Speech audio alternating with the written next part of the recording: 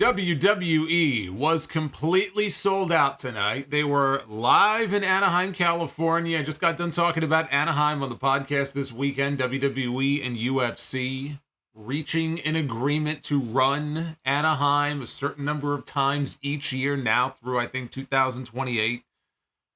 They love going out to the West Coast. They love going to the Honda Center. I could see why. Because they had a great crowd tonight and a sold-out crowd. They had well over 11,000 people, somewhere in the range of 11 or 12,000, completely sold out. That is back-to-back with SmackDown in Salt Lake City last week, which was a complete sellout.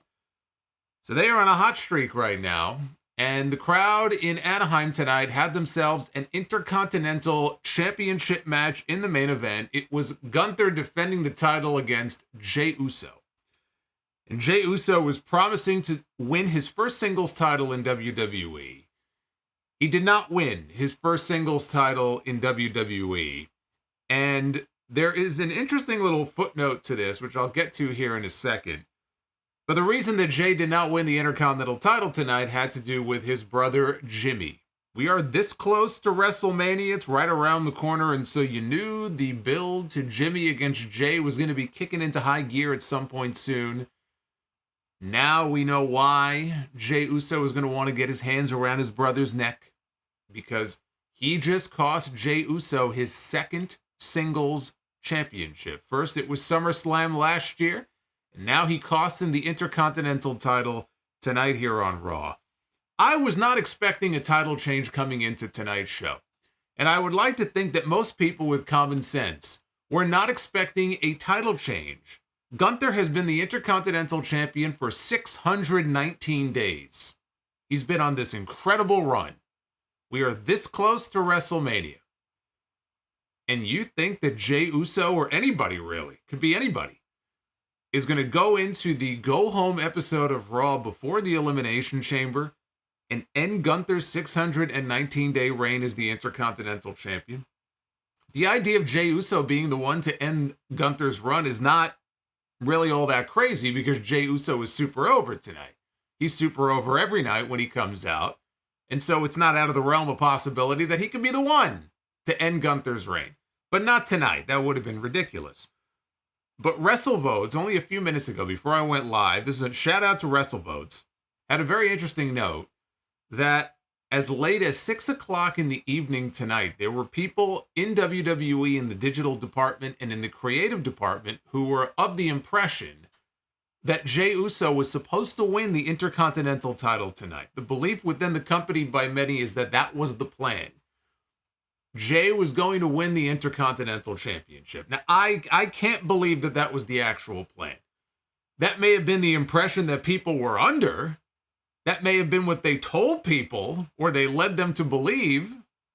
I mean, they're trying to confuse people quite a bit these days, right? I mean, that seems to be their MO under this Triple H and Nick Khan regime. You got to keep them talking. You got to keep them wondering. You got to lead them in one direction, even though you're going to go in the other. That may be what we saw tonight, because I cannot fathom the idea that Jey Uso was going to go in there on Raw tonight, random episode of Monday Night Raw, and win the Intercontinental Championship this close to WrestleMania. Gunther already lost his opponent for WrestleMania. He admitted it, by the way. He did an interview. I don't know what the outlet was. It was a foreign outlet. I saw the video up on YouTube. And it was the first time that anybody in the company had publicly acknowledged that that was going to be the plan for WrestleMania with Brock, and it fell through. And he said, well, you know, my dream opponent for WrestleMania fell through, and yeah, I don't know what I'm going to be doing. That was going to be the match. He already lost his opponent for WrestleMania. You're going to take the title away from him tonight? And then what's he going to do at WrestleMania? He's not challenging for the World Heavyweight title, even though he probably should be. Give me a fucking break. Gunther was never going to lose the Intercontinental Championship tonight. That would have been ridiculous. But apparently there are people in the company who are of that impression. The final spot in the Women's Elimination Chamber coming up on Saturday was vacant coming into tonight's show. It has now been filled. They had a last chance battle royal tonight. The question coming in was, would Jade Cargill be a part of that battle royal? We saw her on TV. She was on SmackDown last week. Braun Breaker has signed with SmackDown. I think Jade's going to end up on Raw. She was not on Raw tonight. Raquel Rodriguez, who we have not seen in a number of months, made her return tonight. She is going to the Elimination Chamber. And she has history with Ria Ripley.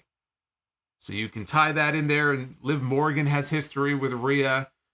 Becky and Rhea have been kind of teasing a confrontation now for a long time. Raquel and Rhea have history going back to their days in NXT. So now the field has been set. And let's take a look at what it looks like here, because here's the Women's Elimination Chamber as it stands. Raquel Rodriguez, Tiffany Stratton, Bianca Belair, Becky Lynch, Liv Morgan, and Naomi. These are the women who will go to Perth on Saturday. The winner will challenge Rhea Ripley for the Women's World title at WrestleMania. And that's a pretty stacked lineup right there. But then again, so is this. You look at the Men's Elimination Chamber match. Drew McIntyre, Randy Orton, Bobby Lashley, LA Knight, Kevin Owens, and Logan Paul. Two pretty damn stacked lineups, I'd say, at least in terms of name recognition, in terms of star power. So the chamber matches on Saturday are looking pretty good, which they have to be, because we have no world title match on the pay-per-view. There's no World Heavyweight Championship defense. There's no WWE Championship defense. So it all falls on these two chamber matches here. They better have a damn good lineup for this show. They have a stadium to fill. They're supposed to have over 40,000 people in Perth. Somewhere between 40 and 50,000 people. I would certainly hope they have a strong card for these fans. And, oh, by the way, Michael Chandler called out Conor McGregor for a fight in the Octagon. Yes, this is WWE Raw. You are not tuned into the wrong stream. That is exactly what happened tonight on the show. The synergy with WWE and UFC here in full effect. But that did happen tonight as well. I thought it was a strong show.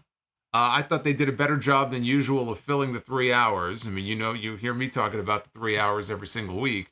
I actually enjoyed the show tonight. I thought it was good. And, you know, now it's on to the Chamber coming up on Saturday. And we'll talk more about the Chamber here as we go along. But this is your Monday Night Raw review. It is Monday, of course, February 19th, 2024.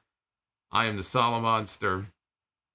Subscribe. 450 likes is the goal for Be the Booker tonight.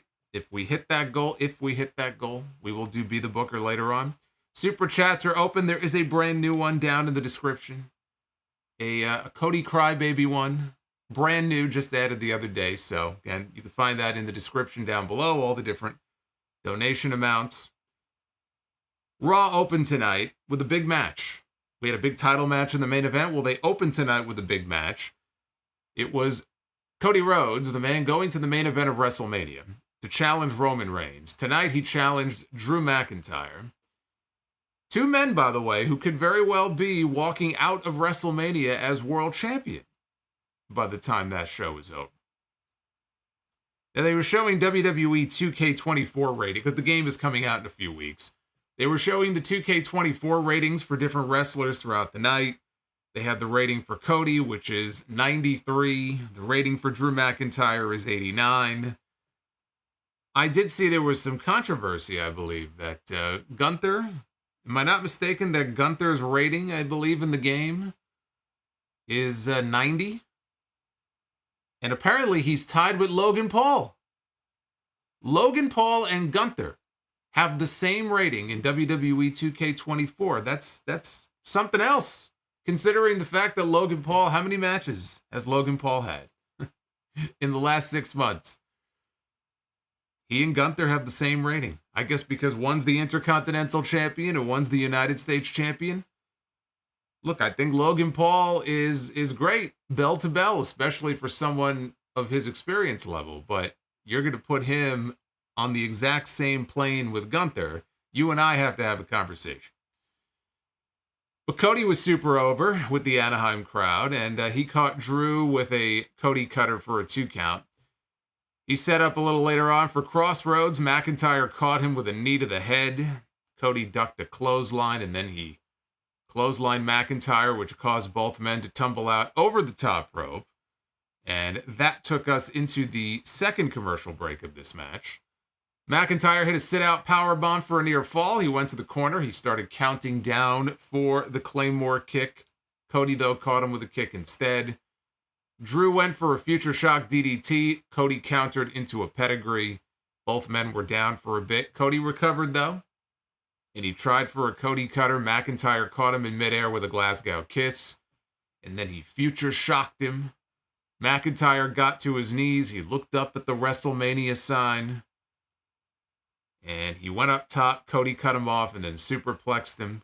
Cody followed that up with a top rope version of the Cody cutter for another near fall. So now Cody looks out to the crowd. He's firing up. The crowd is the crowd is feeding off of him. He's feeding off this crowd. He was waiting for McIntyre to get up when Jey Uso runs down to the ring. McIntyre tried to take advantage of the distraction. Cody, though, transitioned into setting him up for a Cody cutter. And actually, it might have been a crossroads. Got backed up against the ropes, and guess who's there? Solo Sikoa. It's Hollywood all over again. Solo Sikoa with a Samoan spike to the throat of Cody Rhodes while Jimmy distracted the referee. McIntyre saw the bloodline. He saw Jimmy. He saw Solo. He knew what happened. Maybe he wasn't happy about it, but he took full advantage of the situation. He took full advantage of it. He backed up, and he caught Cody with a Claymore kick. He pins Cody Rhodes, the man going to the main event of WrestleMania, pinned by Drew McIntyre. Hardly a clean win. They protected Cody through the bloodline interference, but it was still surprising to see Cody eat that pinfall.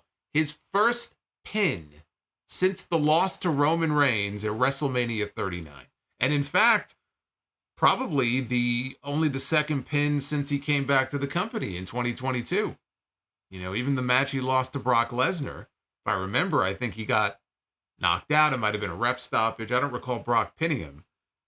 So that's part of the reason why I was so surprised to see them pin Cody here. But I don't mind it. I know why they did the finish. I'm okay with them doing the finish the way that they did it.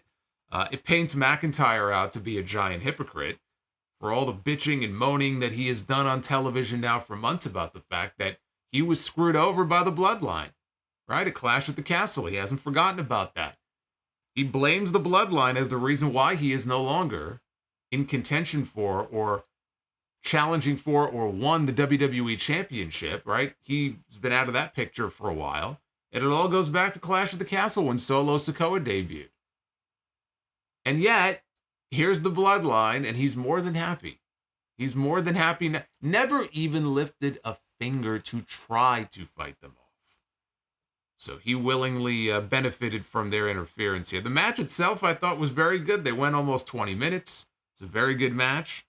And it also sets up another potential bloodline attack or attempted attack on Cody and Seth, because now Cody Rhodes and Seth Rollins are going to be on Grayson Waller's show this Saturday at the Elimination Chamber. And even if Roman Reigns and The Rock are not there, and I would not say it's a guarantee that they won't be, I pointed out yesterday on the podcast that Roman posted a video on his Twitter the other day, and they taped it on Friday. He was in the back sitting on the couch, and Paul Heyman is with him. And they're promoting the pay-per-view because he has a Ticketmaster link in his tweet. He's telling people, encouraging people to buy tickets for the Elimination Chamber. But in the video, he says, Wiseman, he goes, "Where's the Elimination Chamber?" And Paul Heyman tells him, "Perth, Australia, my tribal chief." And his eyes get all big. He goes, "I don't have to be there, do I?" And he goes, No, of course not. He looked like this feeling of relief just washed over his face that he didn't have to go to work and travel all the way to Australia. Now, in fairness, that's a long fucking flight.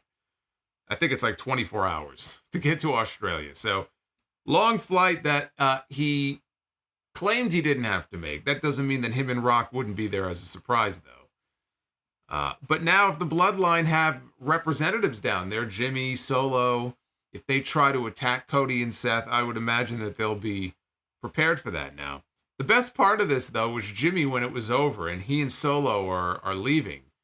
as Jimmy is backing up the aisleway, puts his hand up for a high five. Only he never got a high five from Solo. He left him hanging. And I wonder if maybe, it went to commercial after this. He may have been standing there, for all I know, for another 25 minutes waiting for that high five that never came. He's just such a goofball. But he plays it in a good way. He plays it in a humorous way, but he's just such a fucking goofball, this guy. And the thing that jumped out to me the most when this was over was the fact that we had Jimmy in the building and Jey just so happened to be in a big title match in the main event. So you could see that finish later on coming from a mile away. As soon as they show... Now, I figured Jimmy was going to maybe be there anyway, because we're getting awfully close to WrestleMania, and Jey was not winning that championship tonight. Whatever the fuck people in the back may have thought, he wasn't winning that title. But once they show Jimmy on TV, it's like he's there. Of course he's going to get involved in the main event. Why wouldn't he get involved? But I put the graphic up before, and I'll show you one more time here, the lineup for the Chamber match on Saturday. And you can listen, I got my full predictions video up on the channel elsewhere. You can check it out when you're done here if you missed it. But you look at this lineup here, right? A lot of big names in this Chamber. You could cross Logan Paul, you can cross Kevin Owens, and cross Bobby Lashley off the list right away. This really boils down to the men in the middle there, Drew McIntyre, LA Knight, and Randy Orton. LA Knight, I don't see him winning the Chamber. There's a chance. I don't see it. Comes down to Orton and McIntyre.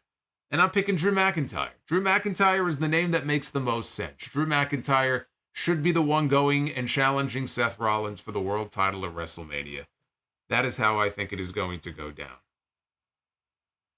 After this, we had another vignette for Andrade. We had one last week. We had another one for him here tonight. He said he's a third-generation luchador. He said he never had a choice. His grandfather, his father, his uncles, his cousins, his wife, all wrestlers.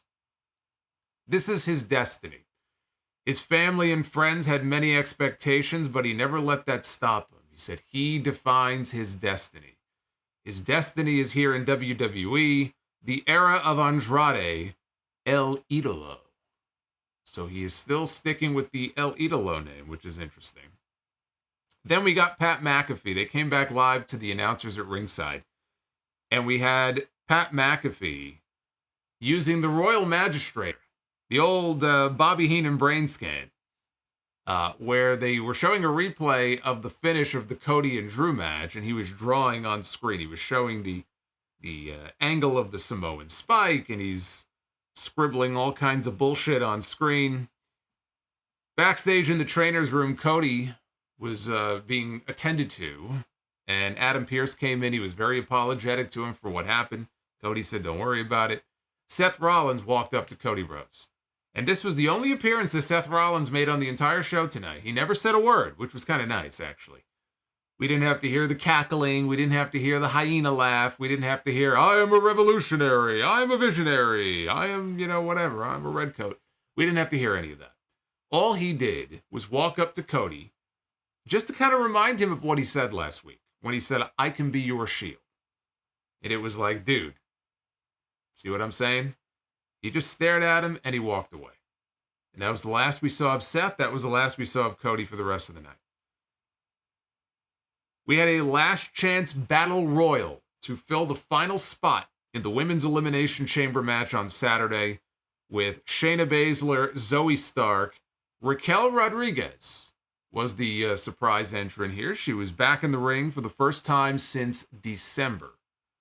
That was the last time she had a match. And I have mentioned this before, but for those who don't know or may have thought that she was out with an injury or something, there was no injury. It was an illness. And it was a very weird condition that she was suffering from called mast cell activation syndrome. And what that is gives you symptoms of, basically, if you're someone, as I am, who suffers from allergies, and it could be seasonal allergies, or it could just be allergies to certain, types of food, I guess, or whatever it may be, allergic symptoms. You basically suffer allergic symptoms without actually being exposed to anything that should make you allergic. It sounds like a fucking nightmare for anybody who has allergies. Just imagine you're not around anything that should bother you. You don't eat anything that should bother you, but yet you still have those symptoms. That's what she's been dealing with. And I hope and imagine that she is okay now, because again, that just sounds like a friggin' nightmare. So it was good to see her back. Natalya, Zelina Vega, and Chelsea Green, they also got televised entrances. Alba Fire, Isla Dawn, Elektra Lopez, Ivy Nile, Indy Hartwell, Candice LeRae, Tegan Knox, Michin, Caden Carter, Katana Chance, Xia Li, B-Fab, Valhalla, and Maxine Dupree did not get televised entrances, but all of those women were in the Battle Royal as well. No Jade Cargill, which we talked about this on Friday night. We were wondering if she would be in there or not. If she wasn't going to win, she shouldn't have been in there. And so there you go. She wasn't going to win. She didn't have to be in there. I actually think if they put her in the chamber and, beat her there was a way to go about doing it where you could protect her. If she goes in there and she looks dominant, she goes in there and eliminates 2 or 3 different people, and then everybody hits their finish on her. Basically what I think they did with, if I remember, with Bronson Reed in the U.S. title chamber match last year. If they did that with her, that would be a way to protect her. But again, I don't know that she's ready for that type of push heading into WrestleMania, if it would lead to a big singles match or anything like that. I don't think she's ready for something like that just yet. And she's someone that they're going to want to protect, because with her, image is everything. She looks the part. She looks fantastic, right? She looks like a world beater. It's very important to protect her and not put her in situations where she's going to look awkward or she's going to look out of place. I thought she looked very good in the Royal Rumble because, again, they picked their spots and they gave her some spots to really accentuate her strengths. But if she's not ready to go out there at WrestleMania and have a big singles match, then better to keep her away. So she was not in this Battle Royal. Elektra Lopez eliminated Zelina Vega, which makes sense because the LWO and Legado del Fantasma right now on SmackDown, those two groups are feuding. But then Lopez got a little too full of herself. She was gloating too much, and then Michin ended up dumping her out of the ring. Zelina attacked her on the floor. The two women had to be separated as they fought to the back. It came down to the Final Four, or what I thought was the Final Four, with Raquel and Michin on one side, and you had Zoe and Shayna on the other. Zoe and Shayna were pretty much working together as a unit the entire match. And here it was no different. The two of them clotheslined Michin out of the ring. And so seemingly it came down to 3. Raquel eliminated Shayna. Moments later, Shayna saved Zoe from elimination when Zoe got knocked off the apron and Shayna held her. But then Raquel booted Zoe off the apron. She collided with Shayna on the way down. Both women fell down. And then I was like, well, they're not playing her music, and they didn't ring the bell, even though Raquel was celebrating. So that's when I realized, oh shit, we never saw Chelsea Green get eliminated. And sure enough, Chelsea sneaks up from behind Raquel. She tries to eliminate her. Didn't work. Raquel reverses it. She ends up dumping Chelsea out of the ring to officially win the Battle Royal. And so now the field is set. And she was dominant here, too. I think by my count, they gave her 5 eliminations in this match. So they kept her looking strong here. Her first match back. She qualifies for the Elimination Chamber. And so in Perth on Saturday, as you can see here, it will be Raquel, Tiffany, Bianca, Becky, Liv, and Naomi. That is the match. And as far as who's going to WrestleMania, I'm sticking to my guns. I think it's going to be Becky Lynch. You know, they're teasing it so hard. I mean, at this point, how could they not do the match? I think Bianca and Rhea is going to be a huge match, just not at WrestleMania this year. I think it's Becky and Rhea all the way. Now, Michael Cole conducted a split-screen interview via satellite, with Ria Ripley and Nia Jax. They were in different locations, probably different parts of the building. And he asked her about the elimination match, or elimination chamber match between the two of them. He asked Rhea if she had butterflies, which is such a stupid fucking question to ask. She said that she's worked for this. This is the first time she gets to compete in Australia as a WWE star. The last time she wrestled there was on the independent scene 7 years ago. There were times that she wanted to quit. And she reminded herself exactly who the hell she was. She wanted to prove all of her doubters wrong. And that she is the most dominant woman in WWE. Nia's response was to tell her, oh, that's cute. She's twice Rhea's size, and she's got triple her talent. Oh, I have to stop myself. You know, I have to say, Nia Jax has impressed me. She has. She really has. Nia Jax has impressed me. Not only has she been doing a very good job, I think, of just getting heat, just by her mere presence. She actually doesn't do anything. All she does is show up, and she gets mega heat, right? So good for her. But she's a comedian, too. I guess in those couple of years that she was laid off, I guess she was practicing her stand-up. She's quite the comedian, this woman. So she says that she's got triple Rhea's talent.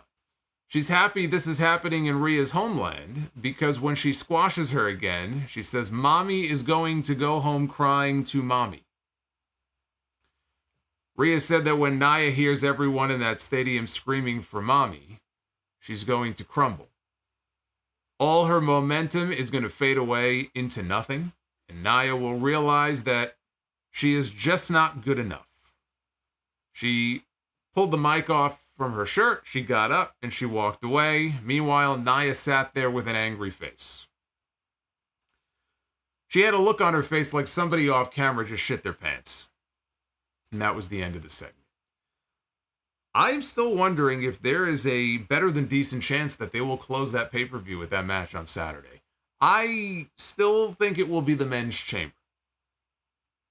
But it depends on the finish. Because if Drew McIntyre is going to win, right? Let's say I'm right. And Drew is going to win the men's chamber and Becky is going to win the women's chamber. You know, if it matters to them, you know, going off the air with a happy moment. And they don't have to. I mean, look how many shows Roman Reigns has retained on. But if that was something that was important to them, again, I could see Rhea being the big hometown, homeland star here. She's going to get a mega reaction. She's going to get a superstar reaction. She'll probably have a special entrance. I could see them headlining with that.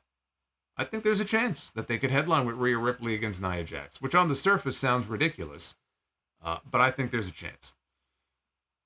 Now, earlier in the day, Jackie Redmond had the chance to interview R-Truth. They were outside. They were taking a stroll. And Truth was wearing a poncho since it was raining all day. And she asked Truth about the first time he met the Judgment Day. And he said that it was special. He said just like the first time that John Cena tried on a pair of jean shorts. He said Damian Priest broke his heart. And Truth said that he hasn't cried this much since the finale of This Is Us. And when the Ducks left Tony Soprano. You know, Tony Soprano did have quite the affinity for animals. You know, he may not have cared much about people. Which is kind of an interesting thing. I feel like there have been cases of famous serial killers and murderers before who do awful, heinous things, but have a love and affection for animals. I don't know what it is, but yeah, he did. He loved the Ducks on The Sopranos, and he loved remember Pile Mai. Let's not forget Pile Mai. Ralph might still be alive today if he had just kept his fucking mouth shut and didn't mouth off about that horse. Just remember that. So Truth said he had new friends in Shawn Michaels and Triple H, and as he said this, they had Johnny Gargano and Tommaso Ciampa on screen. And under Johnny Gargano, it said not Shawn Michaels. And under Tommaso Ciampa, it said not Triple H. Because he mistook them he mistook DIY last week for DX because he's an idiot. So Truth made a heart sign with his hands. And then he walked off, and that was the end of the interview. I don't know what this was, but let's move on. So back live, Samantha Irvin at ringside introduced UFC fighter Michael Chandler in the front row, who got a nice reception from the crowd. But it wasn't enough to just introduce him or to wave. He goes, give me the mic. So she gave him the microphone, and he proceeded to cut a promo calling out Conor McGregor to step into the octagon with him. So there's some of that synergy here between the two companies that I was talking about, which was inevitable. I mean, they're merged under the same corporate entity, right? It was only a matter of time before we started seeing more of this. But he was well received by the crowd. He was all amped up. He looked like, I don't know what kind of fucking drink he had. I know Rock has a brand new energy drink. Everybody's got an energy drink. I should come out with my own. We'll call it Monster Energy. Well, that might be a problem. But, Ric Flair's got his own energy drink. There's so many of them. Whatever he was doing or drinking, he was all amped up. He was all full of energy. McGregor, I haven't been following UFC as much. I mean, I was casual at best before. Now I'm even less so. They don't have a lot of stars anymore. But I know Conor a few weeks ago, he was tweeting and teasing the possibility of him being in the main event at UFC 300, which is coming up in April. I think UFC 300 is like a week after WrestleMania.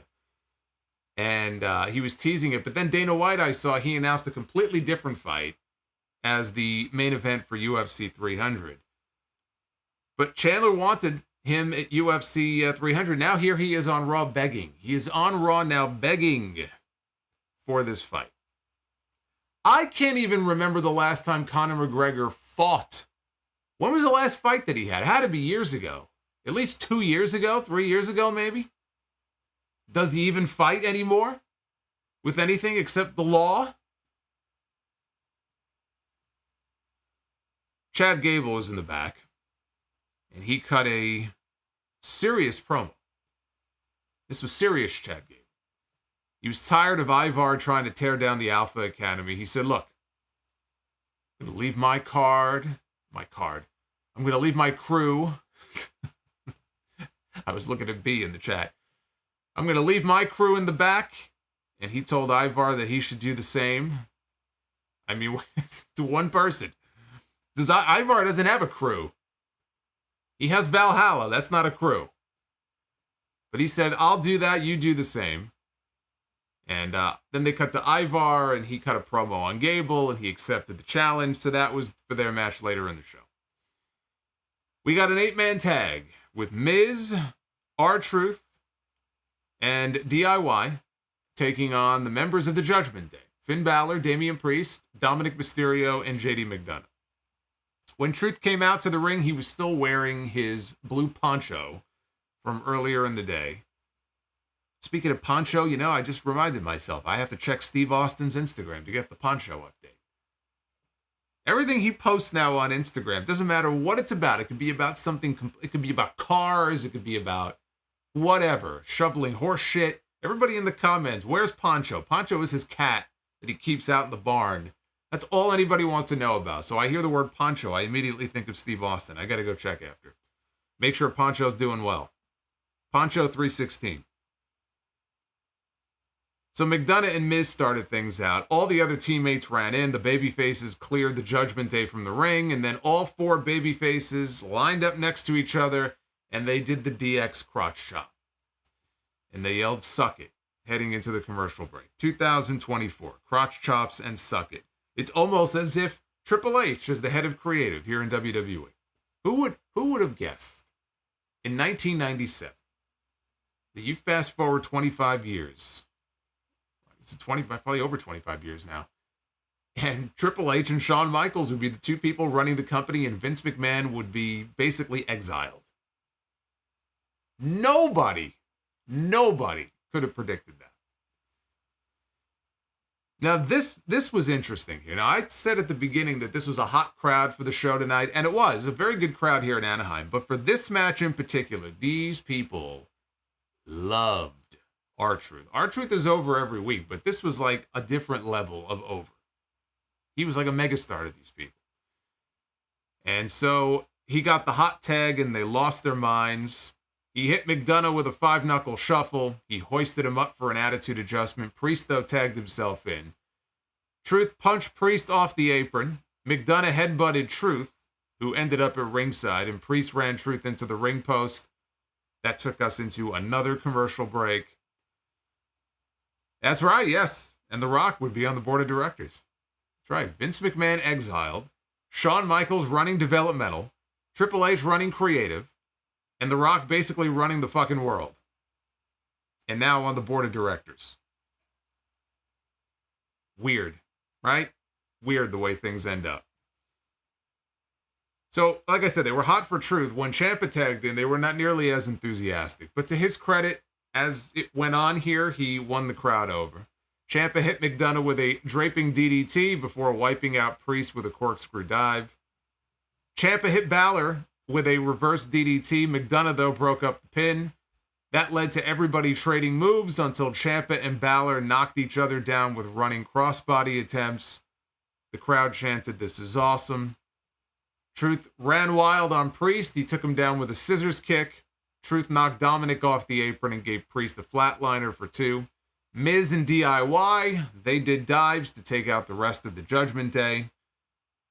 Truth countered a chokeslam attempt into a cradle for a near fall. Priest came right back, though, with the South of Heaven chokeslam, and he pinned R-Truth. The most over man in this match got pinned.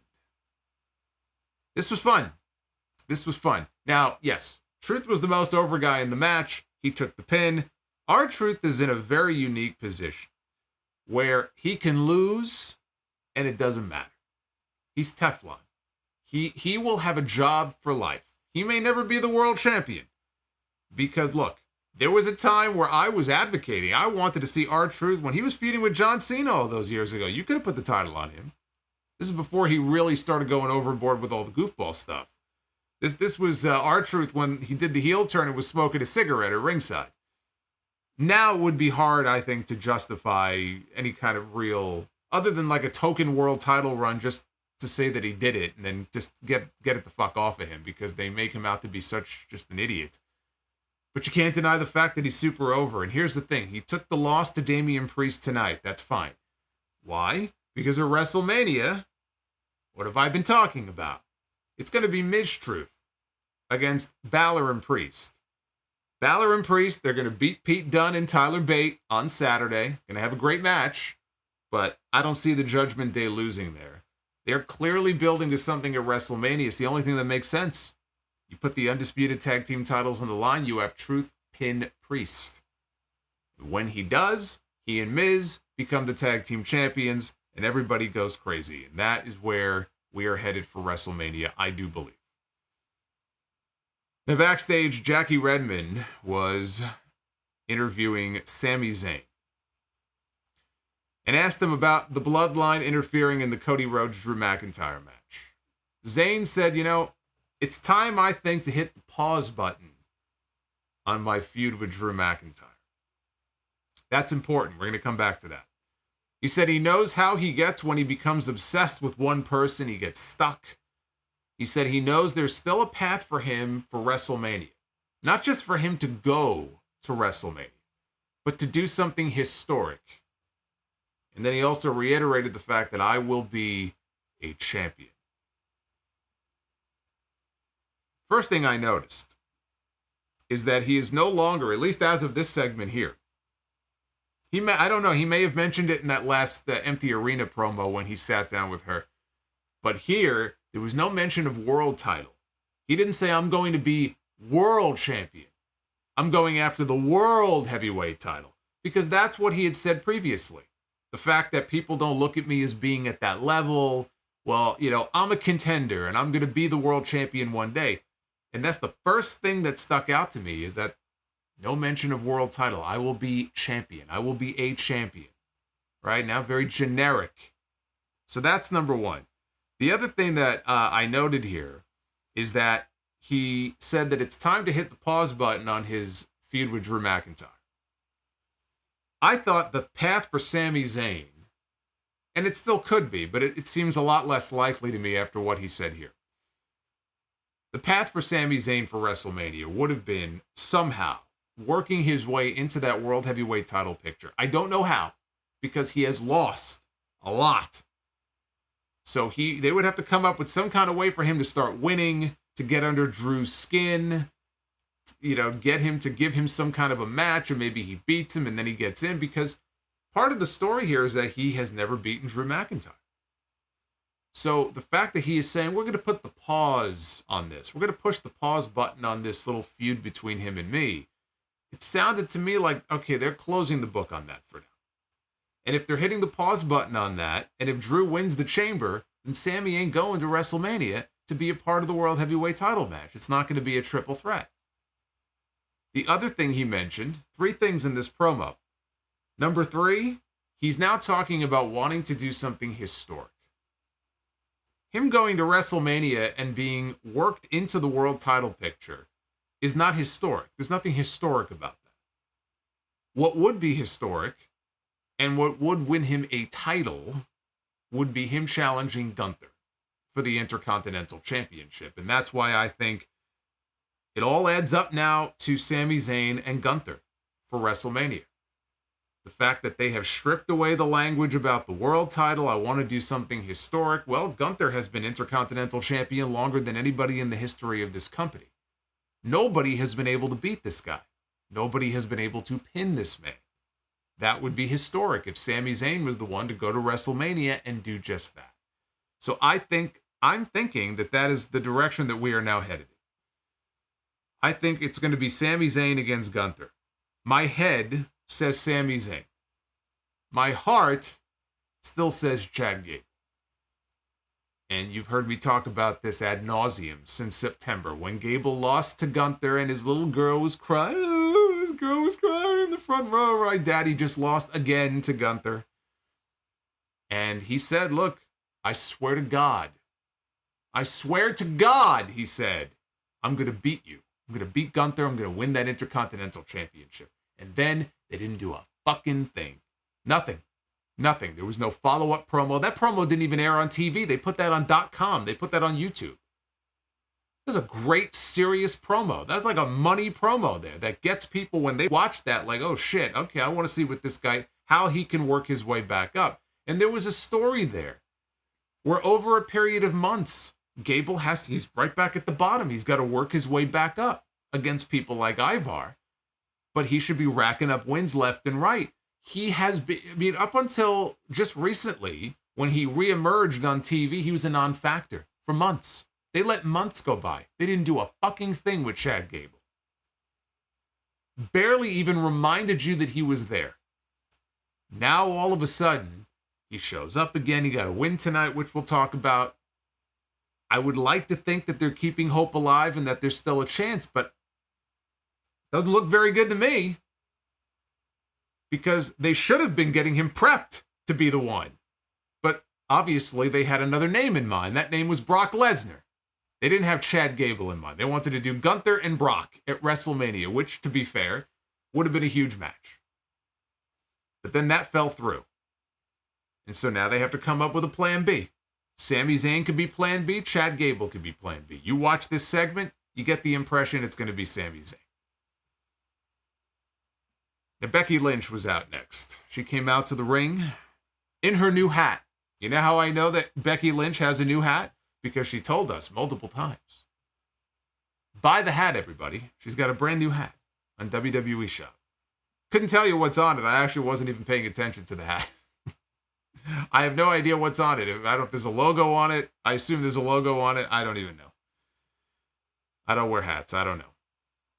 She said that she was able to do some amazing things during her career, and there's not a lot of new things left for her to do. She pointed to the hat that she was wearing and said that was new, and she asked the fans if they liked it, and they cheered, and she said, okay, the hat stays. She talked about entering the Elimination Chamber for the first time in her career to earn the right to challenge Ria Ripley for the Women's World title at WrestleMania. Or, she said, or Nia Jax. Pat McAfee slipped in on commentary, actually, that part, because Becky conveniently left out that Nia Jax could very well win the title on Saturday. So Pat was there to remind us, could be Nia Jax. So Becky said that she and Ripley will eventually collide, and it will be the fight of their lives. She said Rhea is riding a wave of momentum, but she is being propped up right now by the Judgment Day. She described herself as the biggest threat to Rhea's title. She said that she can confidently say, as she stands here, at this very moment, that she is the best right now that she has ever been. She said that on the flip side of her being the best, so is everybody else. She said that when she enters the chamber, it will be against 5 of WWE's most promising stars. So she listed all of the other entrants in the chamber match, one by one. She says she doesn't have anything against any of them, although Tiffany Stratton is kind of annoying. She's beaten most of them, but never inside of a cage built with steel and glass and with a shot at WrestleMania hanging in the balance. And then we had the old formula, the parading challengers, one by one. They all waited for their music to play on cue, and they all came out to air their grievances or speak their piece. Liv Morgan was first. She says she was a big fan of Becky's new hat. Buy the hat. But she was not a fan of listening to her explain why she should be the one to face Rhea Ripley. Liv said that she doesn't care who the best is. It's about her revenge, her redemption, her life. She remembered being tag team champions with Rhea and then moving on and finding success with Raquel Rodriguez. And then Rhea cost them the tag team title. She also blamed Rhea for injuring her shoulder. They shot that angle on TV. Remember, Rhea took the steel chair, put her arm in the chair, so they could credit her for why she had to go away. And she reminded Becky that she, being Liv, was the last person to beat Rhea Ripley. Which I did not realize. That's kind of like Baron Corbin being the last person to pin Roman Reigns in a singles match. It's just one of those things that you think that can't possibly be real. But it is. TLC 2019. Look it up, or better yet, don't. Remember when King Corbin smeared dog food all over Roman Reigns? Feels like a lifetime ago. Raquel made her entrance. She said that both women made good points, but they were all about Rhea Ripley. She brought up the possibility that Nia Jax could beat Rhea Ripley. And she said that she's the only woman big enough and strong enough to face either one of them. Naomi made her entrance. Here comes Naomi now. Out next here on The Price is Right. She said that she didn't come back just to come back. She's here to climb her way to the top. Tiffany Stratton interrupted, and Naomi is no longer the only one who has new music. Tiffany Stratton has new music. And at the very beginning, they have a sound effect where she says Tiffy time, and then it goes into what... They didn't play much of it. It sounded very generic, as a lot of this music does. She said while Naomi was out trying to make a name for herself elsewhere, she had left an empty space that she filled. Stratton said the only space that she's concerned with is being the center of the universe. And she said that nobody cares about the past, and that's all she sees when she looks at them. Then out comes Bianca Belair. And I'm at that point, like, no joke, I'm just thinking to myself, please tell me she's the last one in this match. At this point, this segment was just like, all right, give him the hook and get him out of here, because this was no good. Thankfully, Bianca was the final one here. She said she's the EST and she's the tippy top for a very long time here in this division.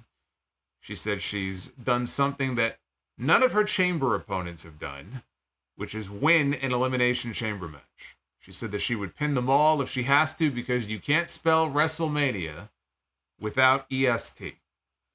I guarantee you there are definitely some wrestling fans who would try to. Stratton said that Belair is so last year, and Liv Morgan started to address Tiffany when Tiffany dropped her with a forearm to the face, and so the brawl was on. All the women, it broke down. Crowd didn't seem to care much about this. They all started fighting. And Nia Jax shows up. Looked like she came out of the crowd. She got into the ring, and she just laid everybody out one by one. She squashed them. She slammed them. She leg dropped them. She went outside the ring. She beat up some of them, went back into the ring, dropped a couple of more leg drops.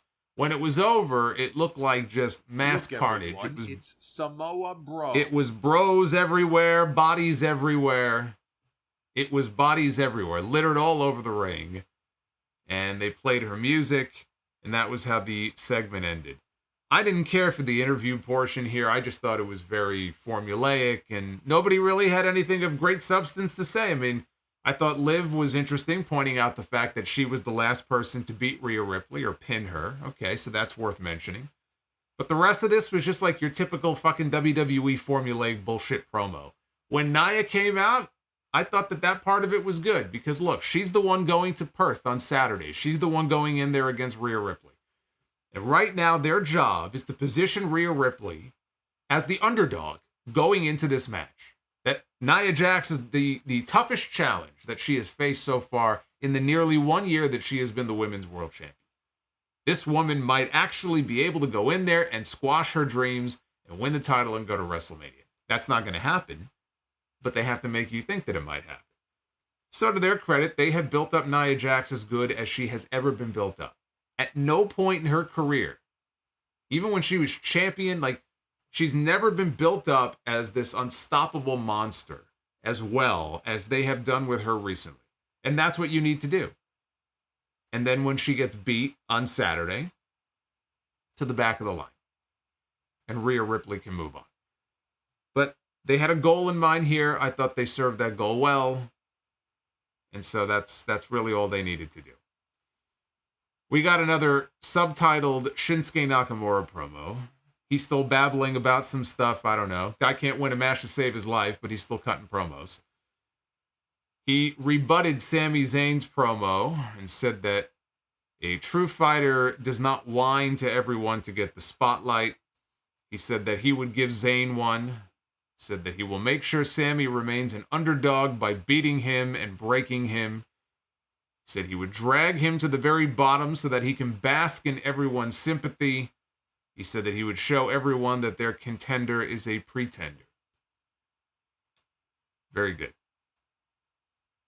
Chad Gable against Ivar. Here we go. I was looking forward to this match. I've been very impressed, more so with Ivar than Gable, because Gable has barely gotten any television time. Ivar actually has gotten a decent amount, and he had beaten up to this point every other member of the Alpha Academy. We've seen him beat Tozawa. We've seen him beat Otis. And so now Chad Gable was trying to win it for the Academy. Michael Cole noted that both men agreed to have the match with nobody at ringside. Gable sent Ivar out to the floor. He dove from the top rope onto him. And then after that, he charged at Ivar. Ivar dumped him over the barricade into the timekeeper's area. He landed on his feet. And he climbed up onto the barricade. Then he got tripped up. And he fell, just face first flat on top of the barricade. After that, Ivar powerbombed him on the top part of the barricade. Gable was face down on the ground as they went to a commercial. Coming out of that, Ivar got a sit-out powerbomb for 2. And he got the better of Gable at ringside. He put him down with a spin kick. Ivar put Gable back inside. Went up top. And this has to be the scariest thing. Like, if you're Chad Gable in this situation, and I'm not, so I'm watching on TV. Chad Gable is standing in the ring, and he sees this giant man coming off the top rope, not for a crossbody, not for a double axe handle.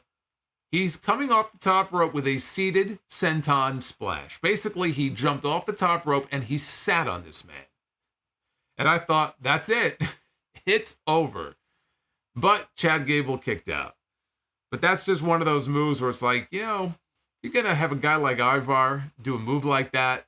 You should probably save that for a time where he can use that as a finish, because that right there is a finish. He can go back and forth between that and the moonsault. Ivar went up top again. This time he did attempt the doomsault. Gable rolled out of the way. And Chad Gable, who at least twice earlier in this match, 2 different times, had attempted a stalling German suplex, and he failed each time. He tried again. He put his arms around this man, and he slowly lifted him up, and he held him there, and it looked like it might not work, but then he followed through, and the slow, and just like, not even like a half-ass one. Like, he took this fucking guy over for a German suplex. And that got a great reaction from the crowd. That spot will never not impress me. Gable is one of the smaller guys on the roster when you compare him to, I think, probably most people on the WWE roster these days. And yet, he goes in there and he lifts them up with ease. And so it's this great visual when he's got a hold of somebody who's physically bigger than him. and he just slowly takes them over. He hits that chaos theory. It's one of my favorite spots. Then he lowered the straps on his singlet. Gable went up top. He hit a top rope moonsault. Only got a near fall. Gable immediately transitioned Ivar over into an ankle lock. Ivar struggled, tried to reach for the ropes. Gable pulled him to the center of the ring, and he got Ivar to tap out. Ivar taps out, and this feud is finally over. And Chad Gable wins it for the Academy. Here comes Tozawa. Here comes Otis to celebrate with Gable. Chad Gable is the one that I really would like to see win that Intercontinental title from Gunther. And every time I would hear somebody suggest the idea, and this is months ago, suggest the idea that, well, Gunther should be wrestling at WrestleMania for the world title, and so just let him vacate the Intercontinental title. And I hated that idea, because you're just wasting what should be a huge win for somebody, whether it is a veteran like Sami Zayn, or it's somebody who could really use a win like that, like Chad Gable. Sami Zayn has had WrestleMania moments before. He had one last year.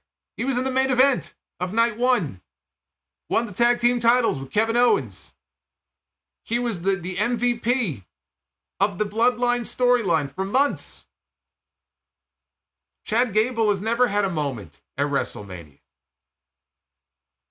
So to see Chad Gable be the one, the ultimate underdog here, who's not positioned as a top guy, who's never been a world champion before,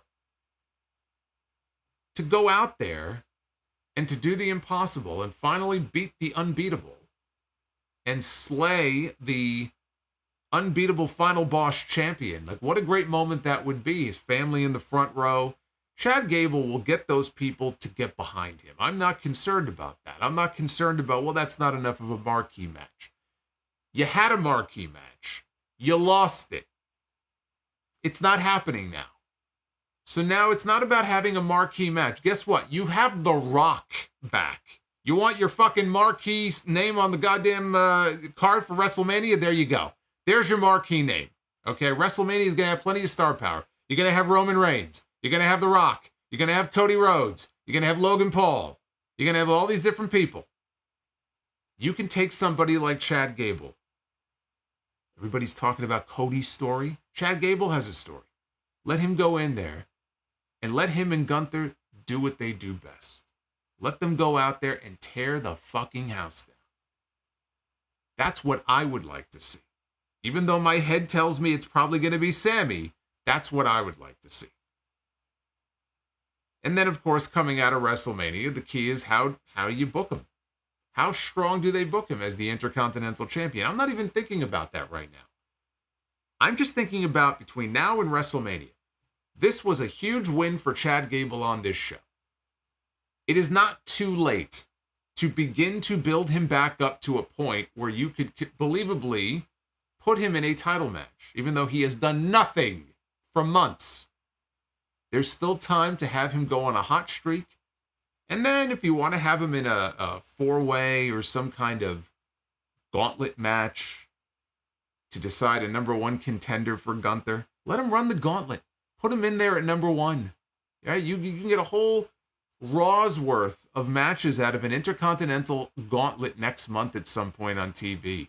And let Chad Gable start it out and throw everything at him that you possibly can. Put him back in there with Ivar again. Put him in there with the other members of Imperium. And he overcomes all of it. He wins the gauntlet. He did the impossible. And now he has earned one last shot. As Gunther says, right? This is it. You only get one more. I already beat you before. I beat you more than once. You get one shot at it. And this time when I beat you, I want to make sure that your daughter is sitting in the front row and I'll look over and I'll smile at her. That's all you need to do. There's your WrestleMania story right there. You'll have everybody in that stadium cheering and chanting for Chad Gable. And it would be an amazing moment. They're all about stories, right? They always tell us they love telling stories. We're about characters. We're about stories. What a great story that would be. Drew McIntyre was backstage with Kathy Kelly. McIntyre said that Cody Rhodes has been on the run of a lifetime last 2 years, and he said that only one person pinned Cody until tonight. He dubbed himself the savior of WrestleMania. Kathy asked if he feels his victory was tainted by the Bloodline's interference. He said no. He said, people call me a hypocrite, but I think of the big picture. He said that he's not selfish. He's doing this for the world title. He's doing this for Raw. He's doing this for us. See, he's a man of the people. He's the new voice of the voiceless. That's what he should start calling himself. Since he's already mocking CM Punk, he could be the new voice of the voiceless. He said that he would win the Elimination Chamber and go on to WrestleMania because he is the true workhorse of WWE, and he is the future World Heavyweight Champion. New Day was backstage, and they cut a serious promo. We got a serious Gable promo. We got a serious New Day promo. I like it. We already have the comedy with R-Truth, right? He's got that market cornered. It's nice that as we head into WrestleMania season, people start to get a little more serious about these things. So when you see Woods with his hair down, all permed out and down, you know that he's not there to crack jokes. And Woods said that Jey Uso would beat Gunther tonight. Their turn then would come next week. Kofi said that Imperium tried to end his career. They tried to take his head. They didn't get the job done. New Day has always been the industry standard, which is why everybody came for them. There was nobody better than them. He says Imperium might have thought that it was over, but it's not over until the New Day says it's over. And Woods announced that their tag team match next week against Vinci and Kaiser will be a street fight. So there are no rules and anything goes. And then we had the main event. And the main event of this show was Jey Uso trying to win his first singles championship here in WWE. One-on-one with Gunther for the Intercontinental Championship. One of my favorite things on the show. Gunther is in the ring. Jey Uso comes out. Everybody in the crowd is doing the Jey Uso dance. They're bobbing up and down. You see Pat McAfee standing on top of the announce desk, and he's doing the Jey Uso dance. And Gunther, he looks over in his direction. He glances over at McAfee, shoots him a death stare. And we see McAfee, and he just freezes, like he saw his life flash before his eyes. And he stops. So Gunther pie-faced Jey. In return, Jey slapped him across the face. Gunther dropped him with a big boot, and then he worked him over with chops. And boy, did he work this guy over. He took Jey out to the floor. He was just dominating this man until they went to commercial. So Jey fought back after the break. Gunther chopped him out of midair. And Gunther tried a powerbomb on the announce desk. Jey, though, backdropped him, hit a Samoan drop onto the table. In the ring, Jey set up for a running hip attack. Gunther, though, hit a running drop kick instead. And a powerbomb, only got 2. Gunther applied a Boston Crab until Jey got to the ropes to break the hold.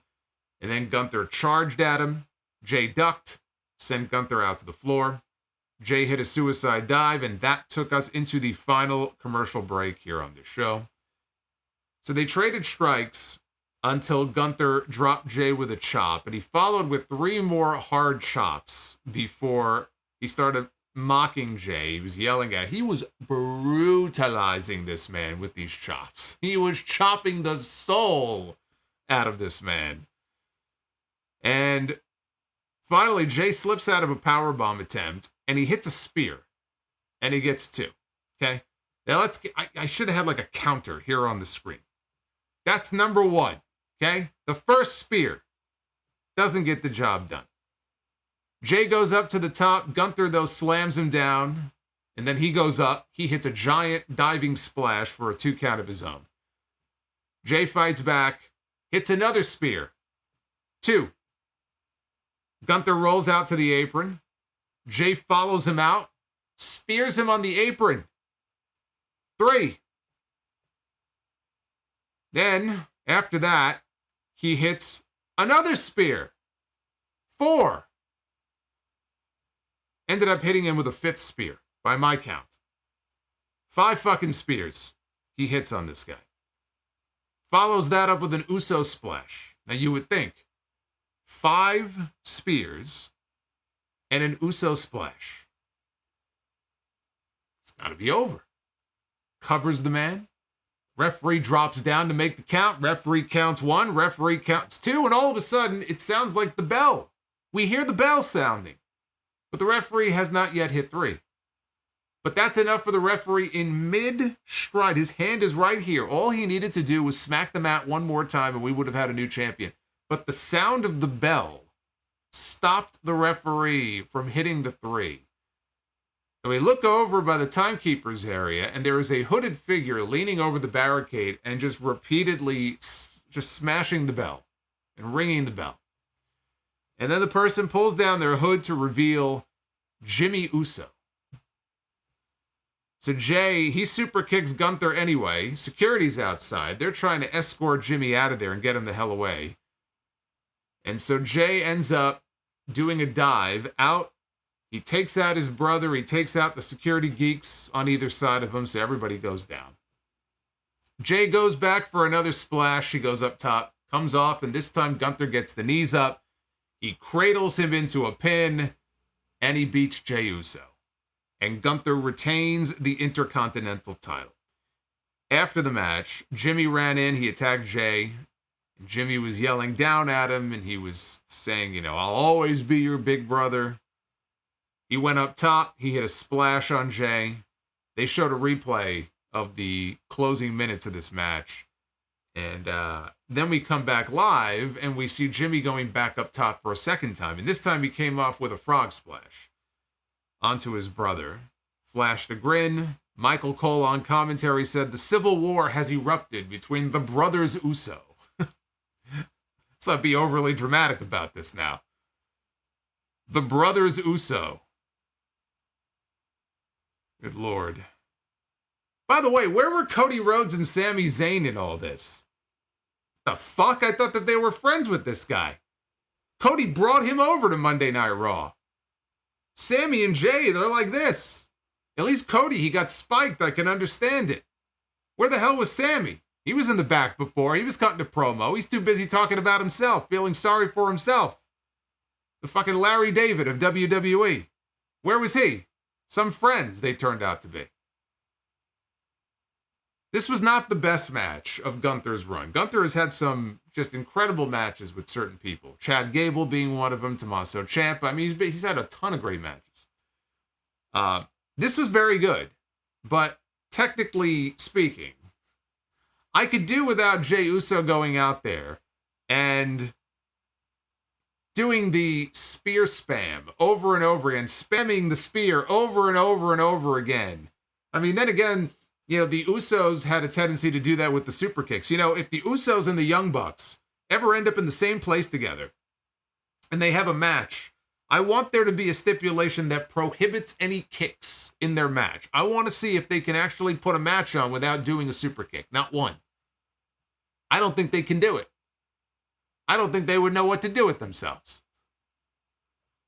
Spear, spear, spear, spear, spear. Not exactly the most technically sound match here from Jey Uso. But Jey Uso is over, man. He's super over. The people love him. The people love him. Can't argue that. But not technically the best match I've seen Gunther have. But that is now the second singles championship that Jey Uso has cost his brother. The first one at SummerSlam and now here tonight on this show. And that now sets up brother versus brother at WrestleMania. A story that has played out at WrestleMania before. This time it's going to be Jimmy and Jey. I think that honestly should be the opening match on either night 1 or night 2. Right? They had Bret and Owen. That was the table setter for WrestleMania many years ago. Brother versus brother. There is an expression that if you're not last, you're first. That's why Brock Lesnar defended his title against Seth Rollins in the opening match of WrestleMania 35. 2-minute match for the title to open the show. 2 minutes. I think Jimmy and Jey are going to open one of the 2 nights of WrestleMania. But they're definitely going one-on-one. I think we've known this now for months. More importantly, though, more important than that, it keeps the title on Gunther. And You knew coming into this, Jey was not going to win the title. You thought maybe there was a chance that there would be a screwball finish and then it would lead to a rematch at WrestleMania. I have no interest in seeing that. I'm not saying that you can't have Jey go to WrestleMania and win the title. That's not the match I want to see. If you gave me the option and said, what's your ideal opponent right now on the current active roster, the ideal opponent for Gunther at WrestleMania, Jey Uso is not my choice. Sami Zayn, yeah, I think that could be very, very good. Chad Gable, that would be the guy that I would go with. Jey Uso would be maybe, a few spots below. Because Jey Uso doesn't need to go to WrestleMania to win the Intercontinental title. The story was always going to be Jimmy and Jey. That's why they did the split in the first place. These two guys have been talking about having a match at WrestleMania together for years. This may be their only shot. You never know.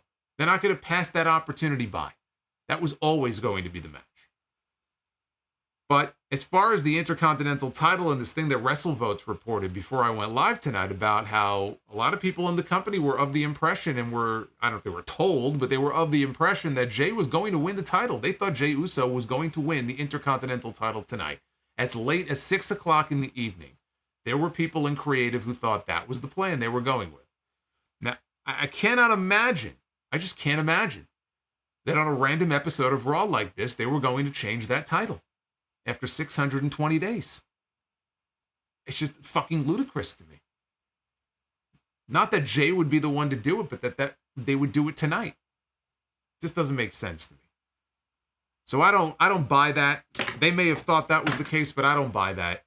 And thankfully they didn't do that because that would have been fucking stupid. But now we have Jey Uso in a position where he was screwed out of the Intercontinental title. He has a plausible path back to a rematch if he wants it at WrestleMania.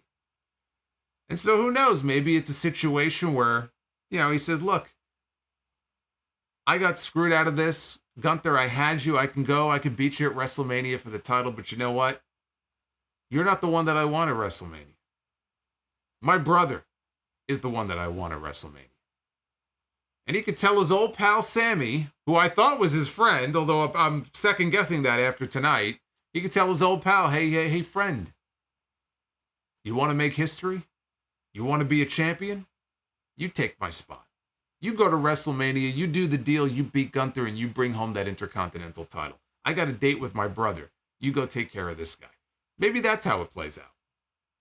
Because again, Sami and Jey, supposedly, right, best friends, I don't know if they're locked in with Sami as their choice. I hope not. I hope they'll give some consideration to Chad Gable, because I just think that would be an even better story.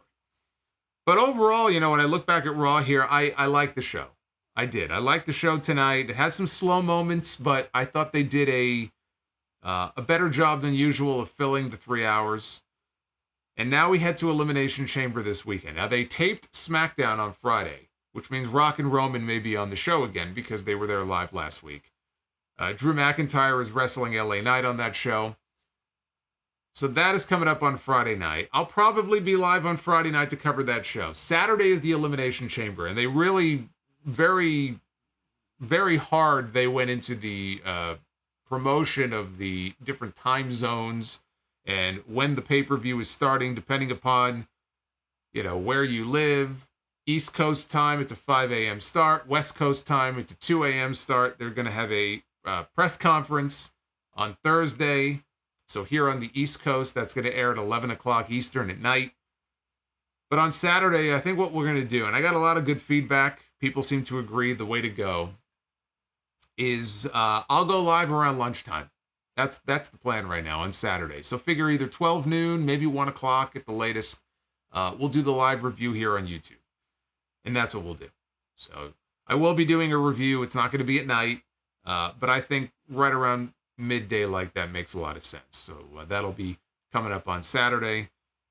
And if you did not see my chamber predictions from episode 849 this weekend, I did put them up earlier today on the YouTube channel. So I run through the card there. You can check it out. Let me know if you agree on the winners and losers for that show. And let's go into your Super Chats right now. See what you guys are talking about coming out of this go-home episode of Monday Night Raw.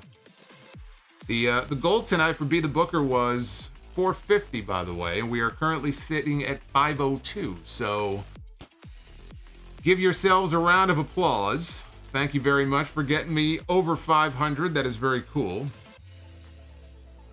I appreciate that. And we will do that here in just a second. We will be the Booker. But first, we got to go through your messages. Let's kick things off here with The Real CS 02. And The Real CS says, I'm going to get a lot of hate, but I, for one, am not a fan of this R-Truth stuff. Says that Truth has been doing the same shit for years now, and I cringe every time. Hey, don't get a lot of hate from me, but you're going to be in the minority on that. Because he clearly was over with the crowd tonight in Anaheim. And by the way, yes, you're right. I did skip over the poll. So let's go back here. I don't want to miss out on this. I did the poll a little bit differently this time. And I think this is the way I'm going to be doing it from now on. Let's take a look at what you guys thought. We're doing it on a star rating system. That's how we're going to do it, because people were very upset. People get very upset when it's just thumbs up or thumbs down. They want some specificity here with how what people thought of these shows. So here we go. 47.7% gave this show 4 stars. 34%, 3 stars. Less than 10% for the 2 stars and the 1 star. So when you break it down, that is close to 80% thumbs up for this show tonight. So yeah, that's pretty much in lockstep with what I thought. I thought it was a good show. But that's how we're probably going to do it from now on. So get used to it. There you go. Now back to your regularly scheduled Super Chats. 7 stars? No, we don't do 7 stars around here. We don't get ridiculous like that around here. But that's going to be our star system from now on. You guys can assign stars to the shows. Although for pay-per-views, I might keep it thumbs up, thumbs down. That might be more for like the weekly shows. GMB says, in my opinion, Rock's theme he had at SummerSlam 98 is his GOAT. That was pretty badass. That was a very badass theme that he had. He had a lot of themes. There was one theme he had, I think, for literally one show. He came out, it sounded like it's like something you'd hear on the radio, and then we never heard it again. This was in like 98, I think, when he was corporate champion. Rock's had like 6 or 7 different themes over the years. Clone Force 99. I was at Raw tonight, and when Cody went off the air, Solo came, and Cody came to save Jey. Yeah, well, it didn't happen as far as I'm concerned, because I didn't see it. And if it didn't happen on TV, then it didn't happen. So there. How do you like that? J Glow. It makes 0 sense that Cody did not make the save at the end and thrash Jimmy. Cody is booked as a doormat. I think Cody's going to be okay. Barry MK, why did R-Truth get a rain jacket, but the interviewer did not? Because it was drizzling outside. And Jackie Redmond said, really? You're going to wear a poncho for this? What's wrong with you? What are you, a girl? She probably said that to him. I like this one. Mr. AJ All Day, thank you for the $20. AJ, do you think Gunther's reign may end at WrestleMania from a returning Sheamus since the Brawling Brutes are finished? Also, do you think it's Bianca versus Charlotte at Mania since the real Charlotte... Oh, Charlotte Light, since the real Charlotte is injured? I think that Bianca and Tiffany is a very real possibility. The other thing I had suggested is if they are going to call Jade up, they could have done, because I don't think she's going to go to SmackDown. But had she gone to SmackDown, you could have had Bianca and Jade together against the Kabuki Warriors and take the women's tag team titles from them. But I don't think that's in the cards. I think Bianca and Tiffany is actually a very real possibility. JP, listening since the 200s. Wow.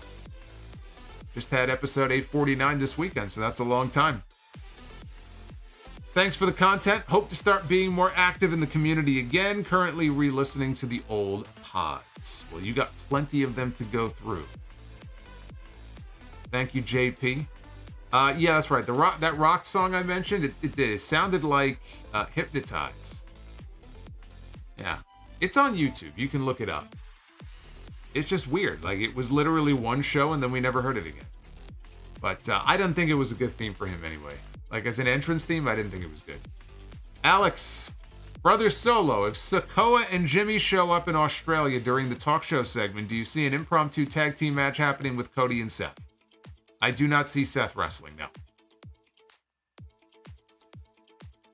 Alex Fibonacci, we need to see the return of Legacy. Cody, Randy, and Jey. Cody versus Reigns, Jey versus Jimmy, and Randy versus Rock. That's interesting. Base Beerus, prettiest moonsault ever. Off the chamber. I could see it. I just hope she doesn't fucking kill somebody with that move. I thought Zelina Vega, I mean, she was just destroyed by that move on SmackDown. It's just, I was afraid for her. But I think you're right. I mean, look, we got one in the Royal Rumble, right? As soon as she came into the Rumble, I think she hit. Didn't she hit the moonsault? Oh, no, maybe it was a crossbody. That's what it was. I think it was a crossbody. I should know. I was there. I was watching it with my own eyes. Alex says, a question not related to tonight's show, but is there a perfect scenario where names like Owen Hart or Eddie Gilbert enter the Hall of Fame? I mean, you can never say never. I think the Owen thing, I think they're just going to leave it alone because they know his widow doesn't want it. And I think it just potentially opens up a can of worms that they just don't want to open up. Eddie Gilbert, yeah. Eddie Gilbert, though, probably would be like a legacy inductee. I don't see him being formally inducted into the Hall of Fame, but if they wanted to just kind of throw his name in there one year, they could do that. Jeremy Watley, stakes for Cody and Seth against Rock and Roman. If Roman wins, make The Rock special referee. If Cody wins, Bloodline banned from ringside.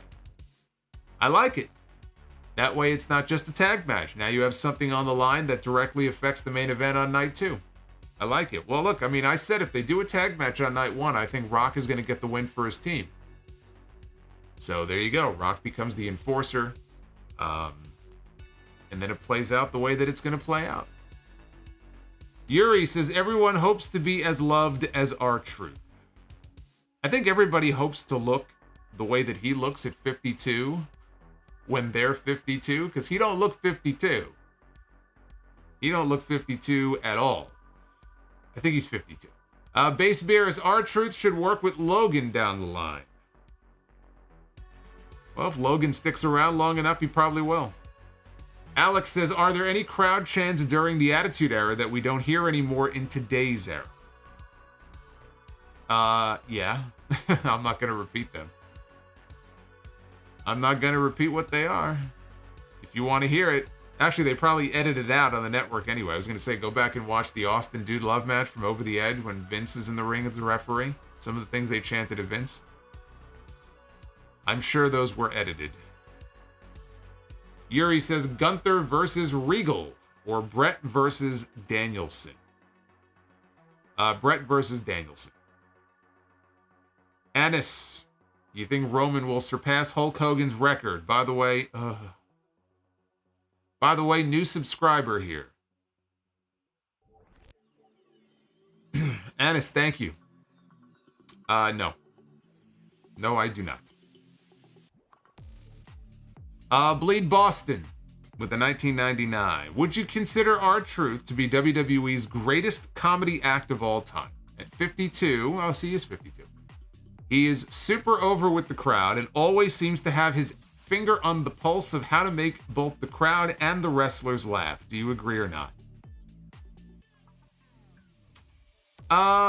Greatest comedy act of all time. I don't personally rank him above Santino. I just would personally give Santino the edge, I think. It's tough because it's close. But if it were me, I don't know. If it were me of the two, I think I might go with Santino. But look, you can't go wrong with either one. I think both of them are very entertaining. So, that's just my opinion. Domination Warrior, unlikely that it will happen. Who outside WWE would you like to see in a segment with The Rock? Think Samoa Joe, Eddie Kingston, Okada, Yano, Toru Yano with The Rock. I think Samoa Joe and The Rock would have been fucking fire. On the mic? I mean, I'm not even talking about a match. I'm talking about on the microphone. Like, if you put Rock and Joe in the ring together right now on the microphone, Joe would smoke his ass. Absolutely would smoke him. Nick Barraza. Cody ran out and made the save post-Raw. No Sami, huh?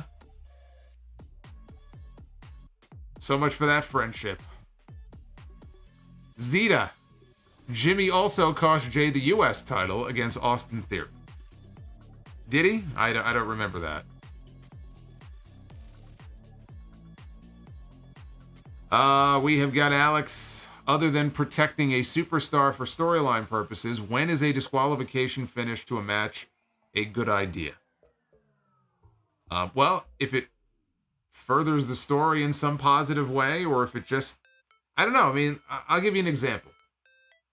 I'll give you an example of a great disqualification that I love. Money in the Bank 2011. It was Randy Orton and Christian for the World Heavyweight title. Christian would win the title on disqualification if Randy got disqualified, because Randy, he had a temper, and if he couldn't control his temper, it was going to cost him.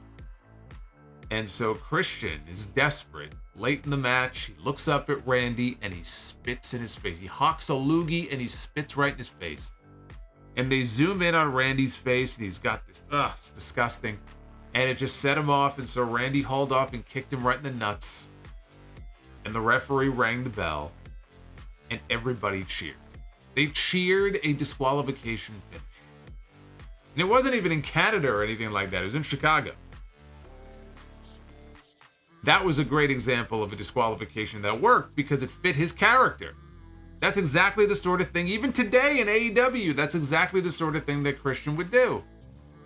That's an example of a disqualification that works. I can't really give it a specific definition. There's just certain situations where it works. And it's like, all right, it's a DQ, but like, that was a good finish. That's one of the first examples that always comes to my mind. Heber Hero. Logan Paul should have been 91 and Gunther at 90. You wanna create World War III, brother? What are you trying to do here?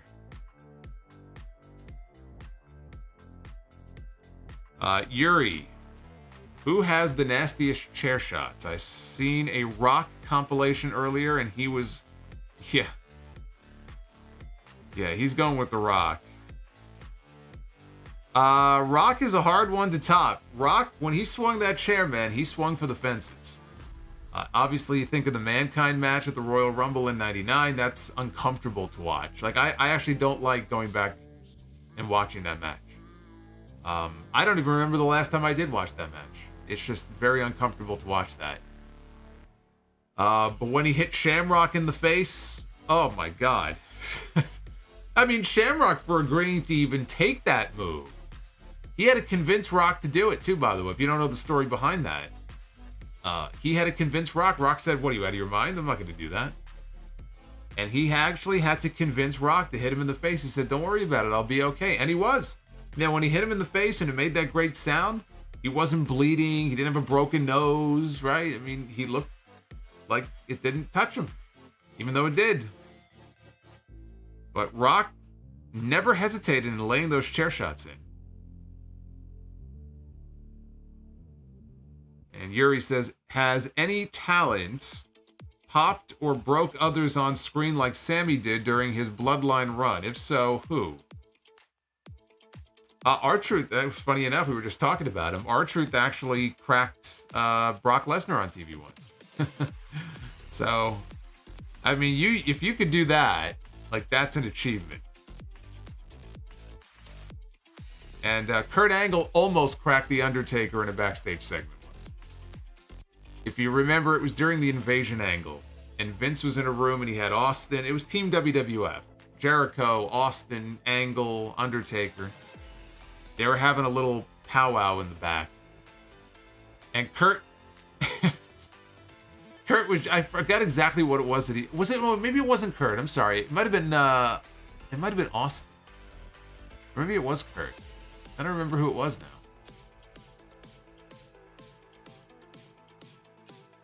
Maybe it was Austin. Austin was repeating what people were saying or what Vince was saying. Like Vince would say something and then Austin would immediately repeat it. And yeah, Undertaker, I think he had to turn away at one point because he almost broke. Was it? It was Austin, right? Okay, yeah. I get them confused here because during that period, Austin and Kurt were just fucking gold. Solid gold. Yeah, that was the segment where I think Austin may have put his hand on Undertaker, and Undertaker said, "You better get your hand off me before you pull back a nub." Yuri also says, seen a tweet today of Vader hitting a second rope moonsault. Best big man ever confirmed. From the second rope. I don't think I've ever seen that. I've seen him do plenty of top rope moonsaults. I don't think I've ever seen him do a middle rope moonsault.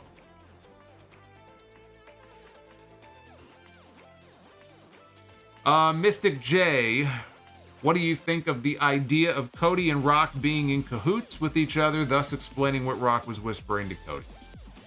I just did an entire segment about this yesterday. So, yes, I think that probably is what we are heading into at WrestleMania. I think there's a very good possibility of that, and it would not be very difficult for them to explain that segment in that very way on the back end.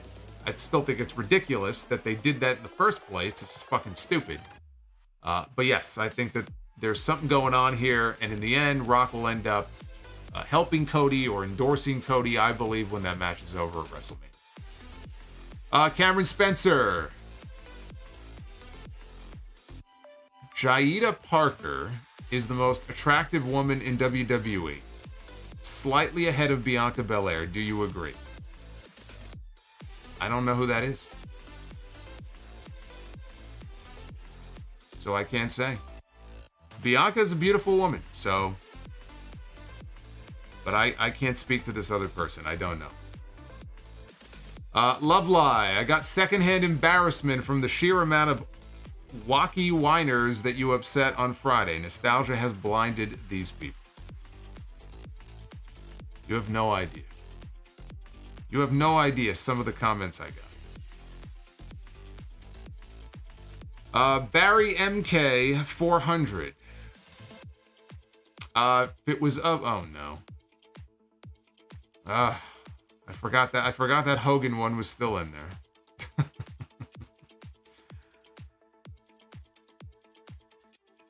Let's see here. Oh, from NXT? Yeah. No, I've fallen behind on NXT. Haven't you been able to tell? I haven't done an NXT review in like 2 months.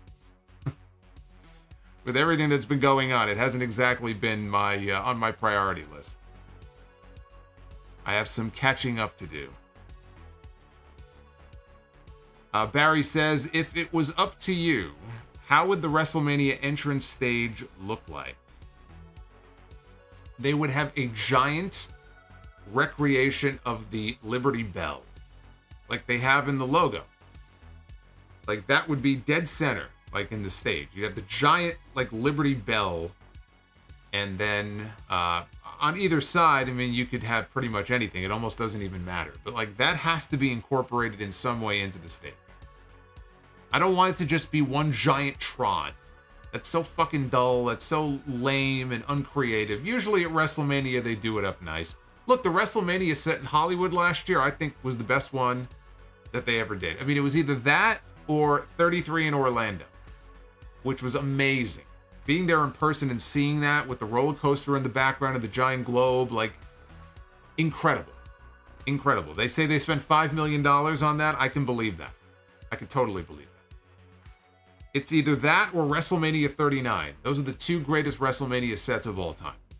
They did a hell of a job with that set last year.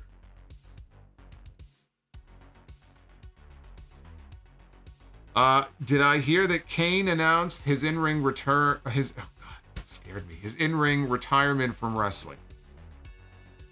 Really? He's retired. Okay. No, I did not hear that. Anyway, Manuel Macias with the $5 super chat. I remember you talking about how Rock and Cena at WrestleMania 29 sucked. It's because it did. My question is, how much better will the Roman match be, if even that? Rock is older now. That's what I've been saying. That's what I've been saying. Not only did the match suck, he got hurt, which may have been part of the reason why it sucked. And here we are now, and it's 11 years later, and now it looks like that match probably won't happen until next year, so it'll be 12 years. But, hey, you know, two big names, people want to see it. Okay. All right. Be careful what you wish for. Creflo, $50. Sami made Becky and Kathy Kelly corpse at the Mixed Match Challenge. Yes, he did. That's right. The typical Philly bakery line. That's right. Forgot about that. Becky was dying. She was struggling in that segment. She tried to turn away. And you know what? Becky played it great because she was in tears, and then she kind of played it off like she was crying. Like she was sad about something. But yeah, Sami got her good in that segment. That's right. And Base Beerus, God of Seduction. Santino calling Cena John Cena. Cracked Cena. That's right, it did. That's right, he cracked John Cena with that. For me, his like Picasso in WWE will always be Tea Time with Santino, when they did the segment with him and Vladimir Kozlov and Sheamus in the UK. And that's another one too, where Sheamus, he kept going like this. He was like going like this with whatever little invisible hairs he had on his chin because he was trying to stop himself from cracking up.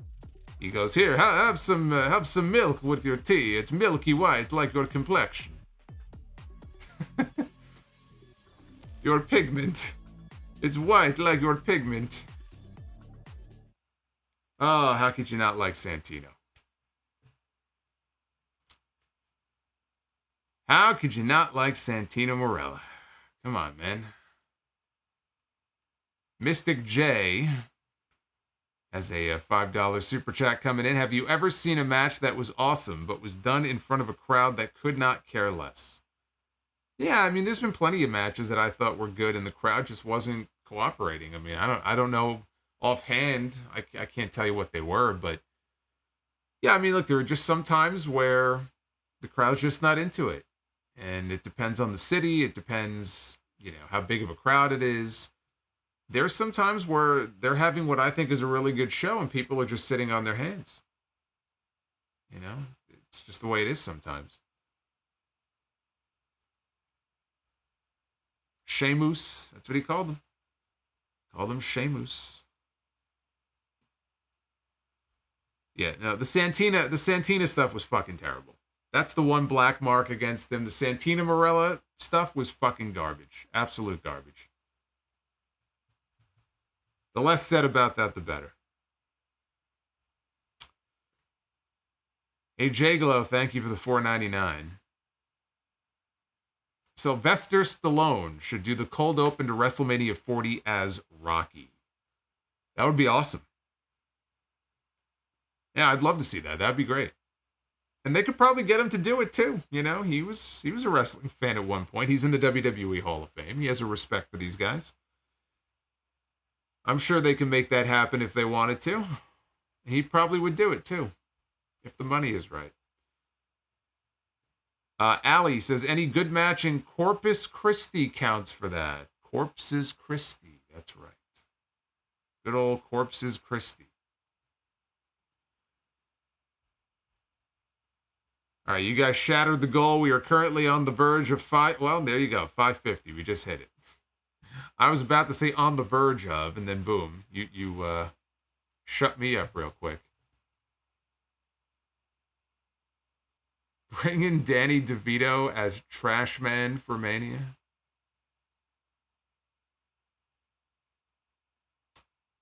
Thunder Lips against Rocky 2. There you go. All right, let's be the booker. Ladies and gentlemen, it is now time to be the booker.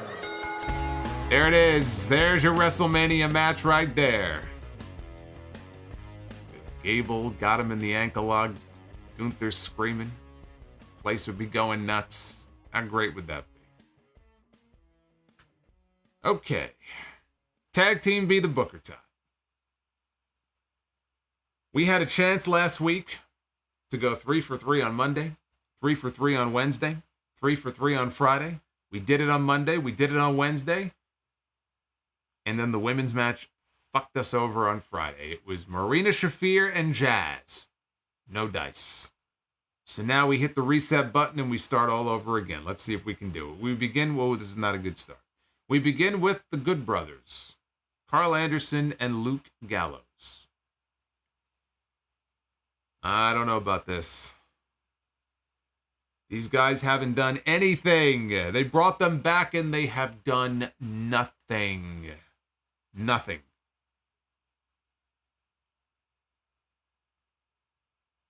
Good Brothers against, well, would you look at that? Bullet Club Gold. Jay White and Juice Robinson against Carl Anderson and Luke Gallows. All right. All right. Okay. All right. That's interesting. That we would land on those two teams. Very interesting there.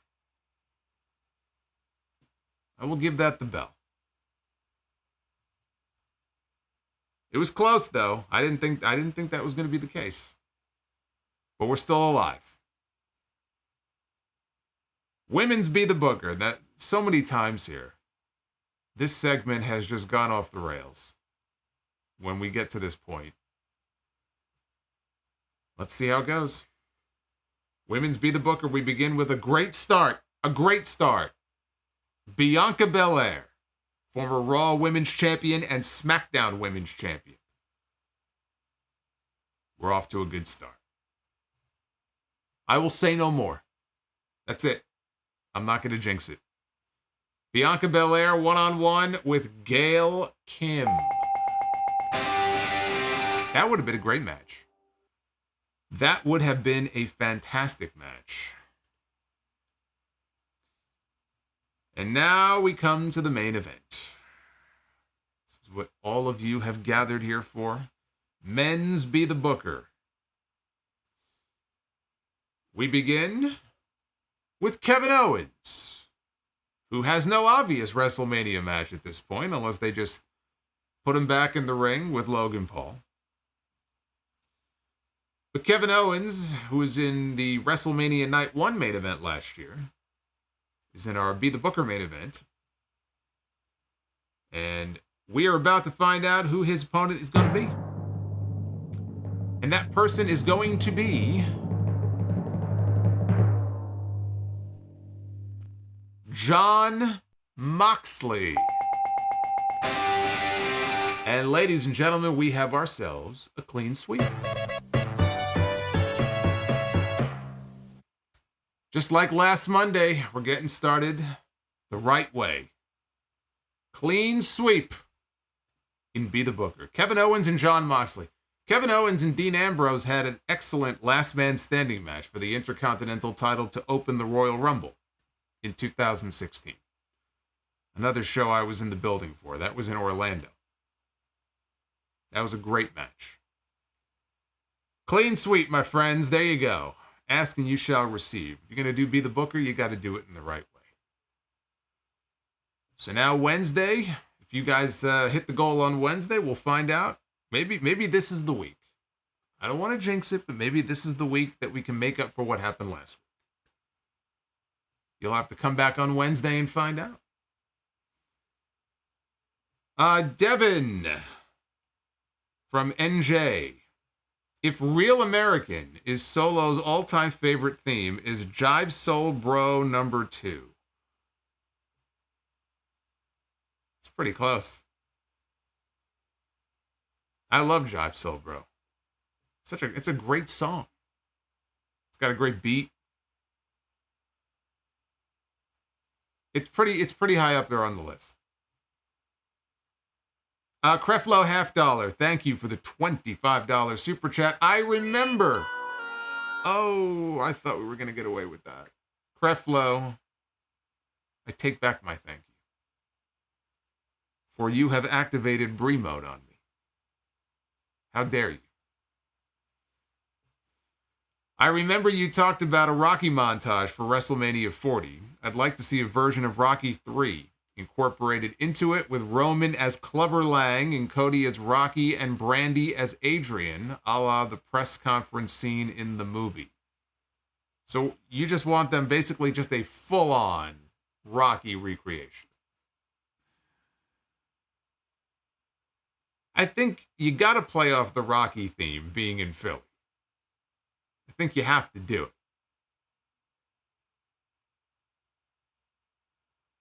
Yuri says, let's see here. Added the Vader second row moonsault against Misawa. I mentioned earlier, super impressive. I will check that out. I will definitely check that out. Yeah, I don't remember him doing a middle rope moonsault against Misawa. I don't remember that. I wonder what year that was from.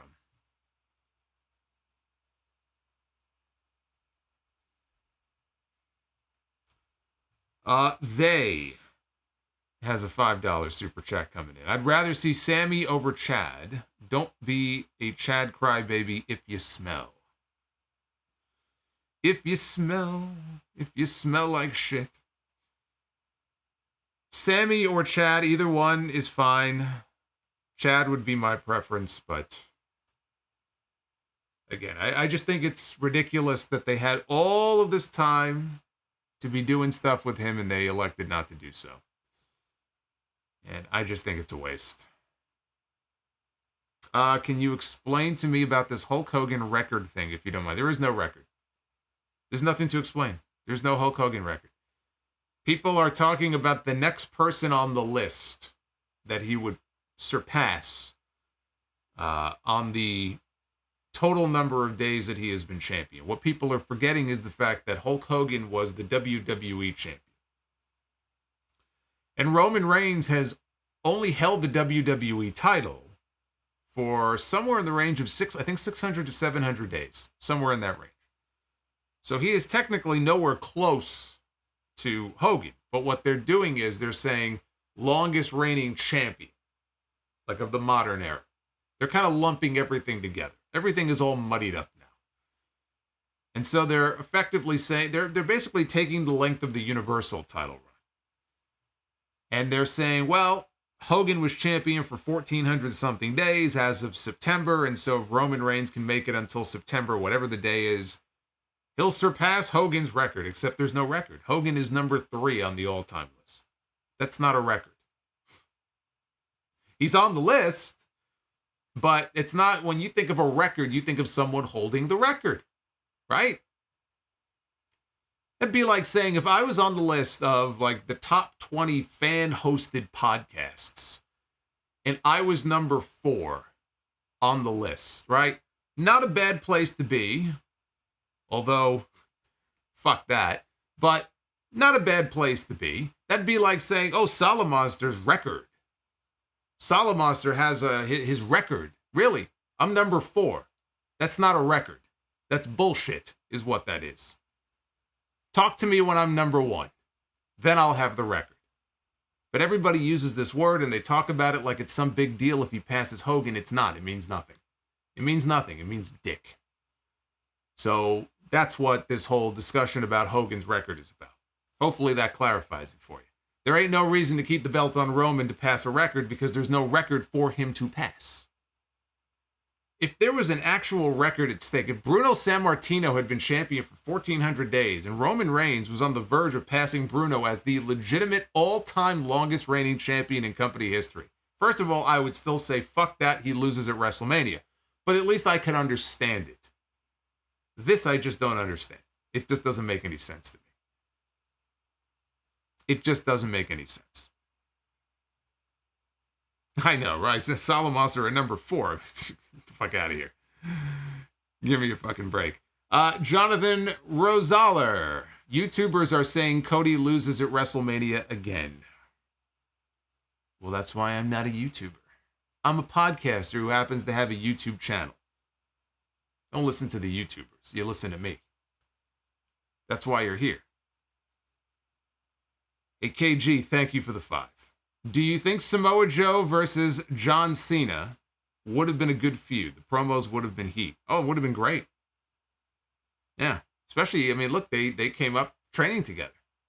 I mean, there's footage of them. Might have been Rick Bassman's school. Training together back in the day. So you could have had them play off of that. That was just one of those missed opportunities that unfortunately we never got it.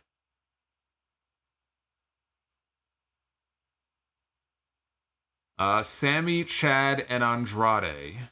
What's my order on preference for Gunther? It's Chad, Sammy, and Andrade in that order. All 3 of those matches would be fantastic.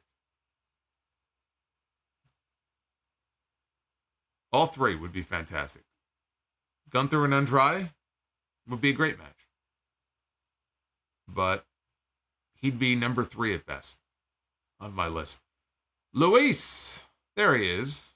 There's the man himself. Jimmy and Solo screwing Cody early in the show really set up for Jimmy to screw Jey out of the Intercontinental Championship. Now makes more sense. Screw Bloodline. That's right. Screw the Bloodline.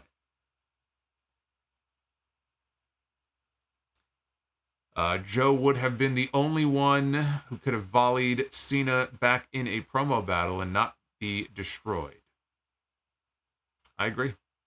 That's why I said it was a missed opportunity that we never got that feud. The promos alone would have been, as he said, fire. Would have been great.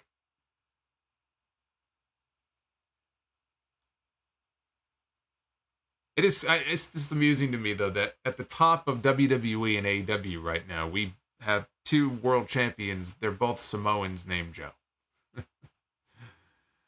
That will never not be funny to me. They truly are dominating the industry. It's amazing. Joe, look, the thing with Joe speaks with conviction is what Winston says. He speaks with conviction. I said this last week in my Dynamite review. He speaks with a level of authenticity that is missing in a lot of promos. There are some people who can pull it out, CM Punk obviously being one of them. But there's just there's an intensity when he speaks. There's this authoritative voice that he has, but there's an authenticity to it. And so when he cuts a promo, you listen and you pay attention to what he says and you believe that what he's saying he's going to do, he's going to do it. He has a way to draw you in and make you believe. And so I think that's an important characteristic to have, especially in a world champion, when he goes out there and he cuts promos and addresses the crowd. It's one of the things that I think is missing in wrestling, is a lot of that authenticity on promos. It's one of the reasons why I hated that women's talking segment tonight.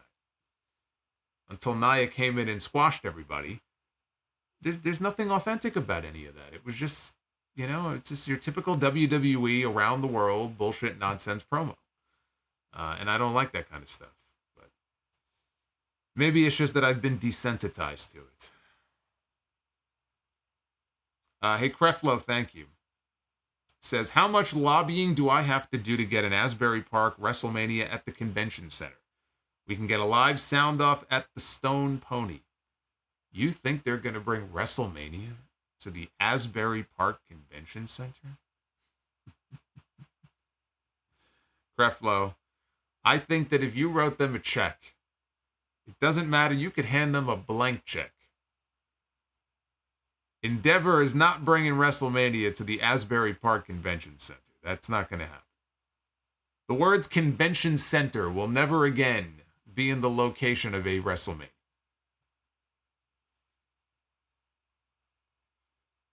Chris Manson, everyone talks dream matches, but what are dream promos that we never got? I just talked about one just now, John Cena and Samoa Joe, and then earlier we talked about Samoa Joe and The Rock. CM Punk and Roddy Piper. What other ones would there have been? Probably any number of them, but those are some of the ones that come to mind. Yuri says, what's one champion most disliked that you enjoyed? Interesting question. Champion that most people hated that I enjoyed? I enjoyed Sid. I don't know if a majority of people hated him. I just talked about Sid on the podcast yesterday. And his run wasn't very long, but, he won the WWF title back in 96. Yeah, I guess that wouldn't count because Sid was super over back then. I could see fans online, like on RSPW or something, like, oh, they put the belt on Sid. I don't know. I'm trying to think of other champions that I liked that people would have hated. The Miz. He said champions that I liked. Come on, Jonathan. I don't know. There's none coming to me at the moment. None that I really like that most people would have hated. None that I could think of at the moment. The Miz. Come on now. You must be new here. I don't think Yoko was hated. I wouldn't say he was hated. Stan Stasiak, where'd you pull that out from? You know what the sad thing is? Most people today would go, who? Oh, that's Meat's father. You mean the father of Meat?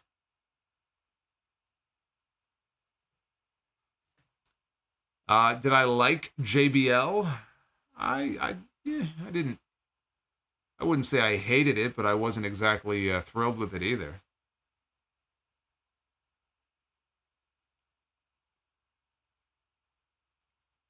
Joe says Mark Henry for me. Nah, I love that Hall of Pain run that he had. Unfortunately, like so many other runs during his career, it got cut short by injury. Yoko, yes. Well, Yoko and the Beatles was very, very much hated. Nobody liked Yoko and the Beatles.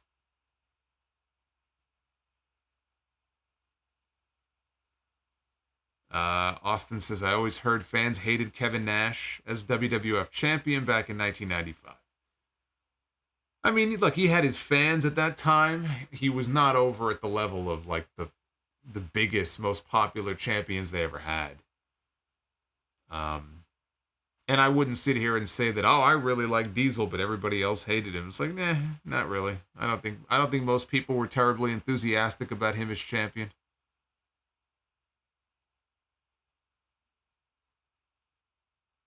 Iron Sheik. Iron Sheik was champion for a month. I don't even count that. Hey, Jarrett Rodriguez, thank you for the $4.99. He says, I feel like Roxanne Perez turning heel and seemingly going psycho is a bit too on the nose, considering the AJ Lee comparisons. What say you? There are definite similarities there, but I don't think it's a bad idea for her to play heel. She played babyface for so long. She was kind of a natural babyface, even as Roxy before she came into WWE. And I think kind of like Braun Breaker, it's a good thing for them to kind of explore both roles while they're down there in NXT. Because again, they're learning and they need to know how to play both roles. What are they better at? Like Braun Breaker was a tremendous heel. I was hoping he would get called up as one. So it showed us a different side of him that we didn't see before. And he had a chance to get comfortable playing heel. And so one day when he's a heel again, he can easily slip back into that. So I think it's smart. People can make the comparisons if they want to, but, you know, even if she is copying AJ Lee, I mean, whatever. You know, whatever works for her.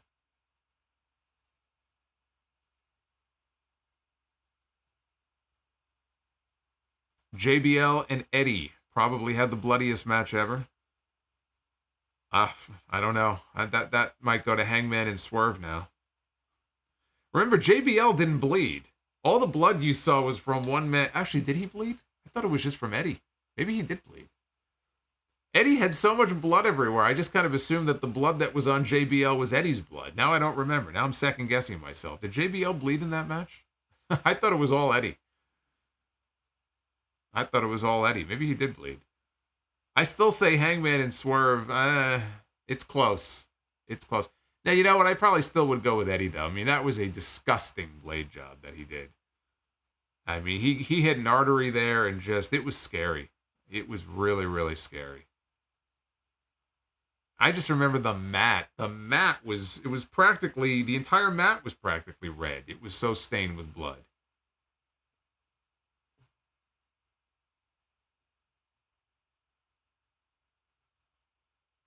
Yeah. See, people aren't even sure now if JBL bled in that match. I don't think he did.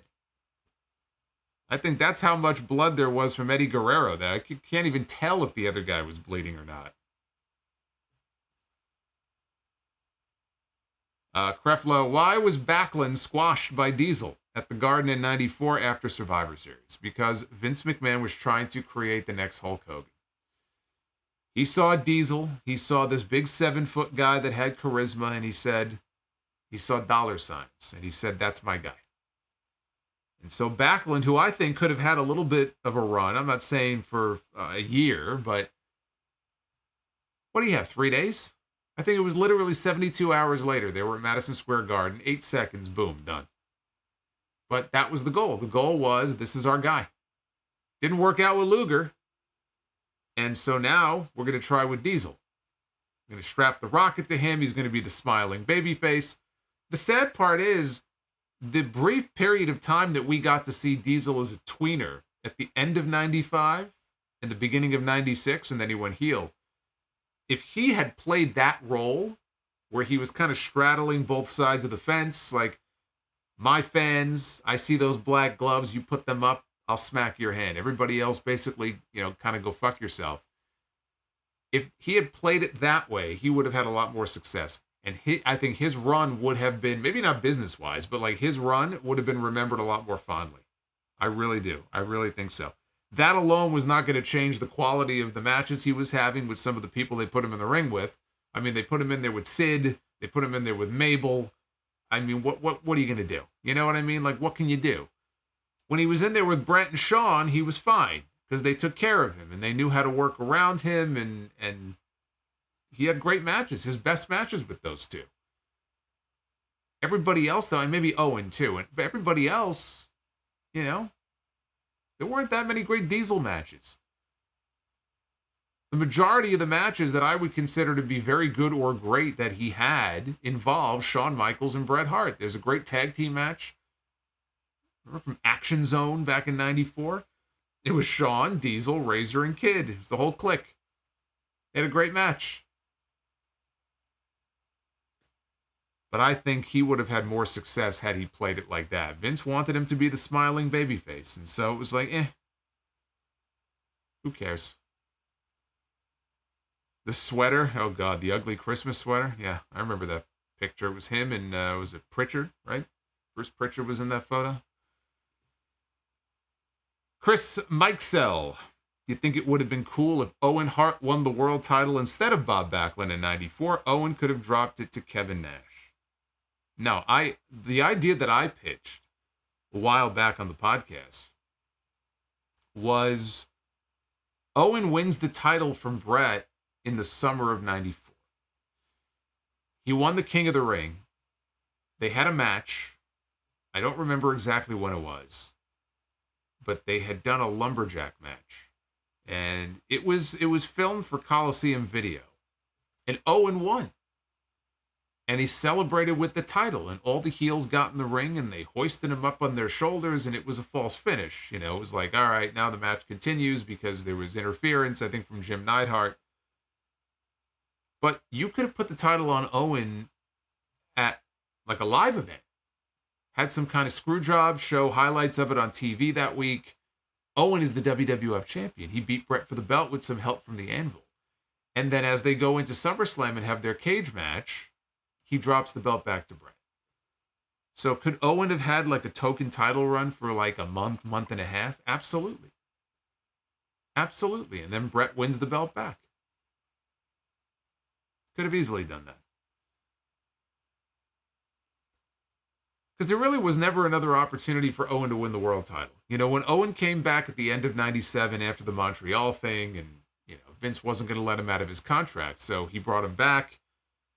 I still don't understand why they didn't just do Owen and Shawn at the Royal Rumble in 98. You know, instead they did a third match between Shawn Michaels and The Undertaker. That was a dead feud.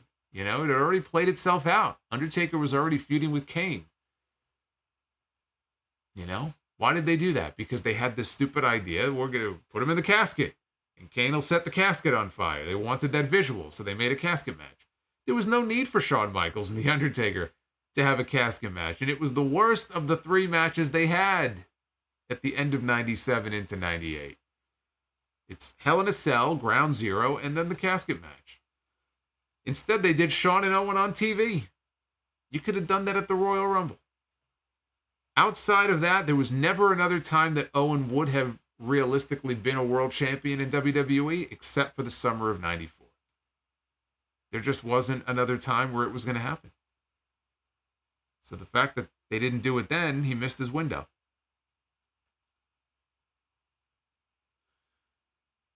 Base Beerus, what is Dominic's finisher? Does he have one? Yes, it's called the Judgment Day Interferes. That's his finish. Luis says, Eddie Guerrero busted JBL open with several belt shots with the WWE Championship. All right, I will take your word for it. You talking about their match at Judgment Day? You're talking about the bull rope match they had the following month. Clone 4, CM Punk came out at the end of Raw and the crowd went nuts. He was there, yes. I did read that before the show. CM Punk was backstage. He was in attendance at the show, so I'm not surprised that he came out. I expect that they're going to be doing more with him on television. They're not going to keep him off TV for the next 6 months. You know. He even said it himself recently. He goes, my mouth works. Just because my arm hurts and I can't use my arm doesn't mean my mouth doesn't work. So you know what? Get your money's worth out of him. Put him on TV. Let him do commentary or something. Makes sense.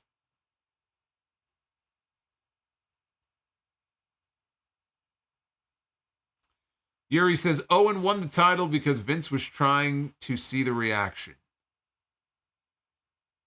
What reaction? He was a heel. No, he wasn't. That's not why they did that. They did that with Luger. They did a whole thing with Luger in the build-up to WrestleMania 10 at one of the TV tapings. Because they actually included that as a DVD extra, I think. I forgot what DVD it was, but I forgot where. But it was a TV taping somewhere, and they had Luger come out with the title. He took it away from Jim Cornette. Yokozuna was the champion at the time. So they actually had Luger take possession of the belt and had the ring announcer introduce him as the champion. The reason they did that, I mean, they were trying to gauge the reaction, but they were also trying to throw off Dave Meltzer. So if he had come out at the tapings as the champion with the belt, right, Meltzer, maybe Keller, they would report, oh, Luger's going to win the belt at WrestleMania because at the TV tapings, he came out with the belt. So it threw everybody off. And I think he was also trying to gauge the reaction. I remember watching that thinking, he's not getting a great reaction. That's not a great reaction. He looked great with the belt. with the Winged Eagle. But he didn't get a great reaction. But no, they didn't do that lumberjack match finish because they wanted to see what the reaction would be to Owen. I mean, that doesn't make any sense.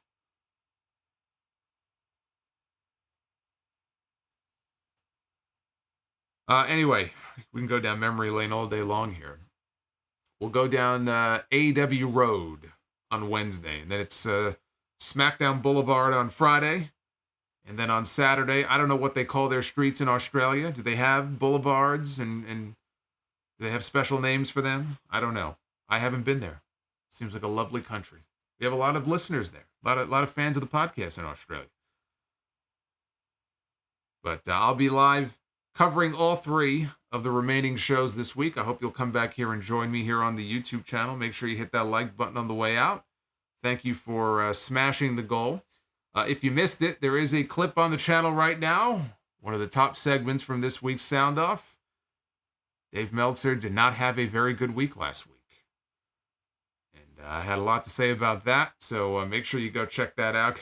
Got a lot more traffic than I expected. That video did, and still counting. So if you missed it, go back and check that out. But until Wednesday, be well, stay safe. Thank you guys for hanging out with me here on a Monday night. We'll come back and we'll do it all over again on Wednesday. I'll see you for the Dynamite stream. Until then, take care, guys.